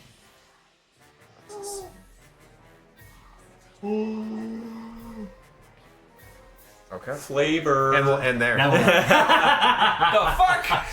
And we'll end there. Fungal. All right. Well, thank you all very much for joining us on this session of they D&D. declare him the winner. Yeah, how much gold? Oh, we'll get there. We'll get there. But thank you all very much. Remember to follow us on Twitch at Millennial Tavern, and go ahead and subscribe to us on YouTube at Millennial Tavern as well. This will be up here on Friday. But thank you all very much, and have a great rest of your week. See you all next week. See Bye, guys. There you go. You gave me 100. You gave me how much? I gave you all I had.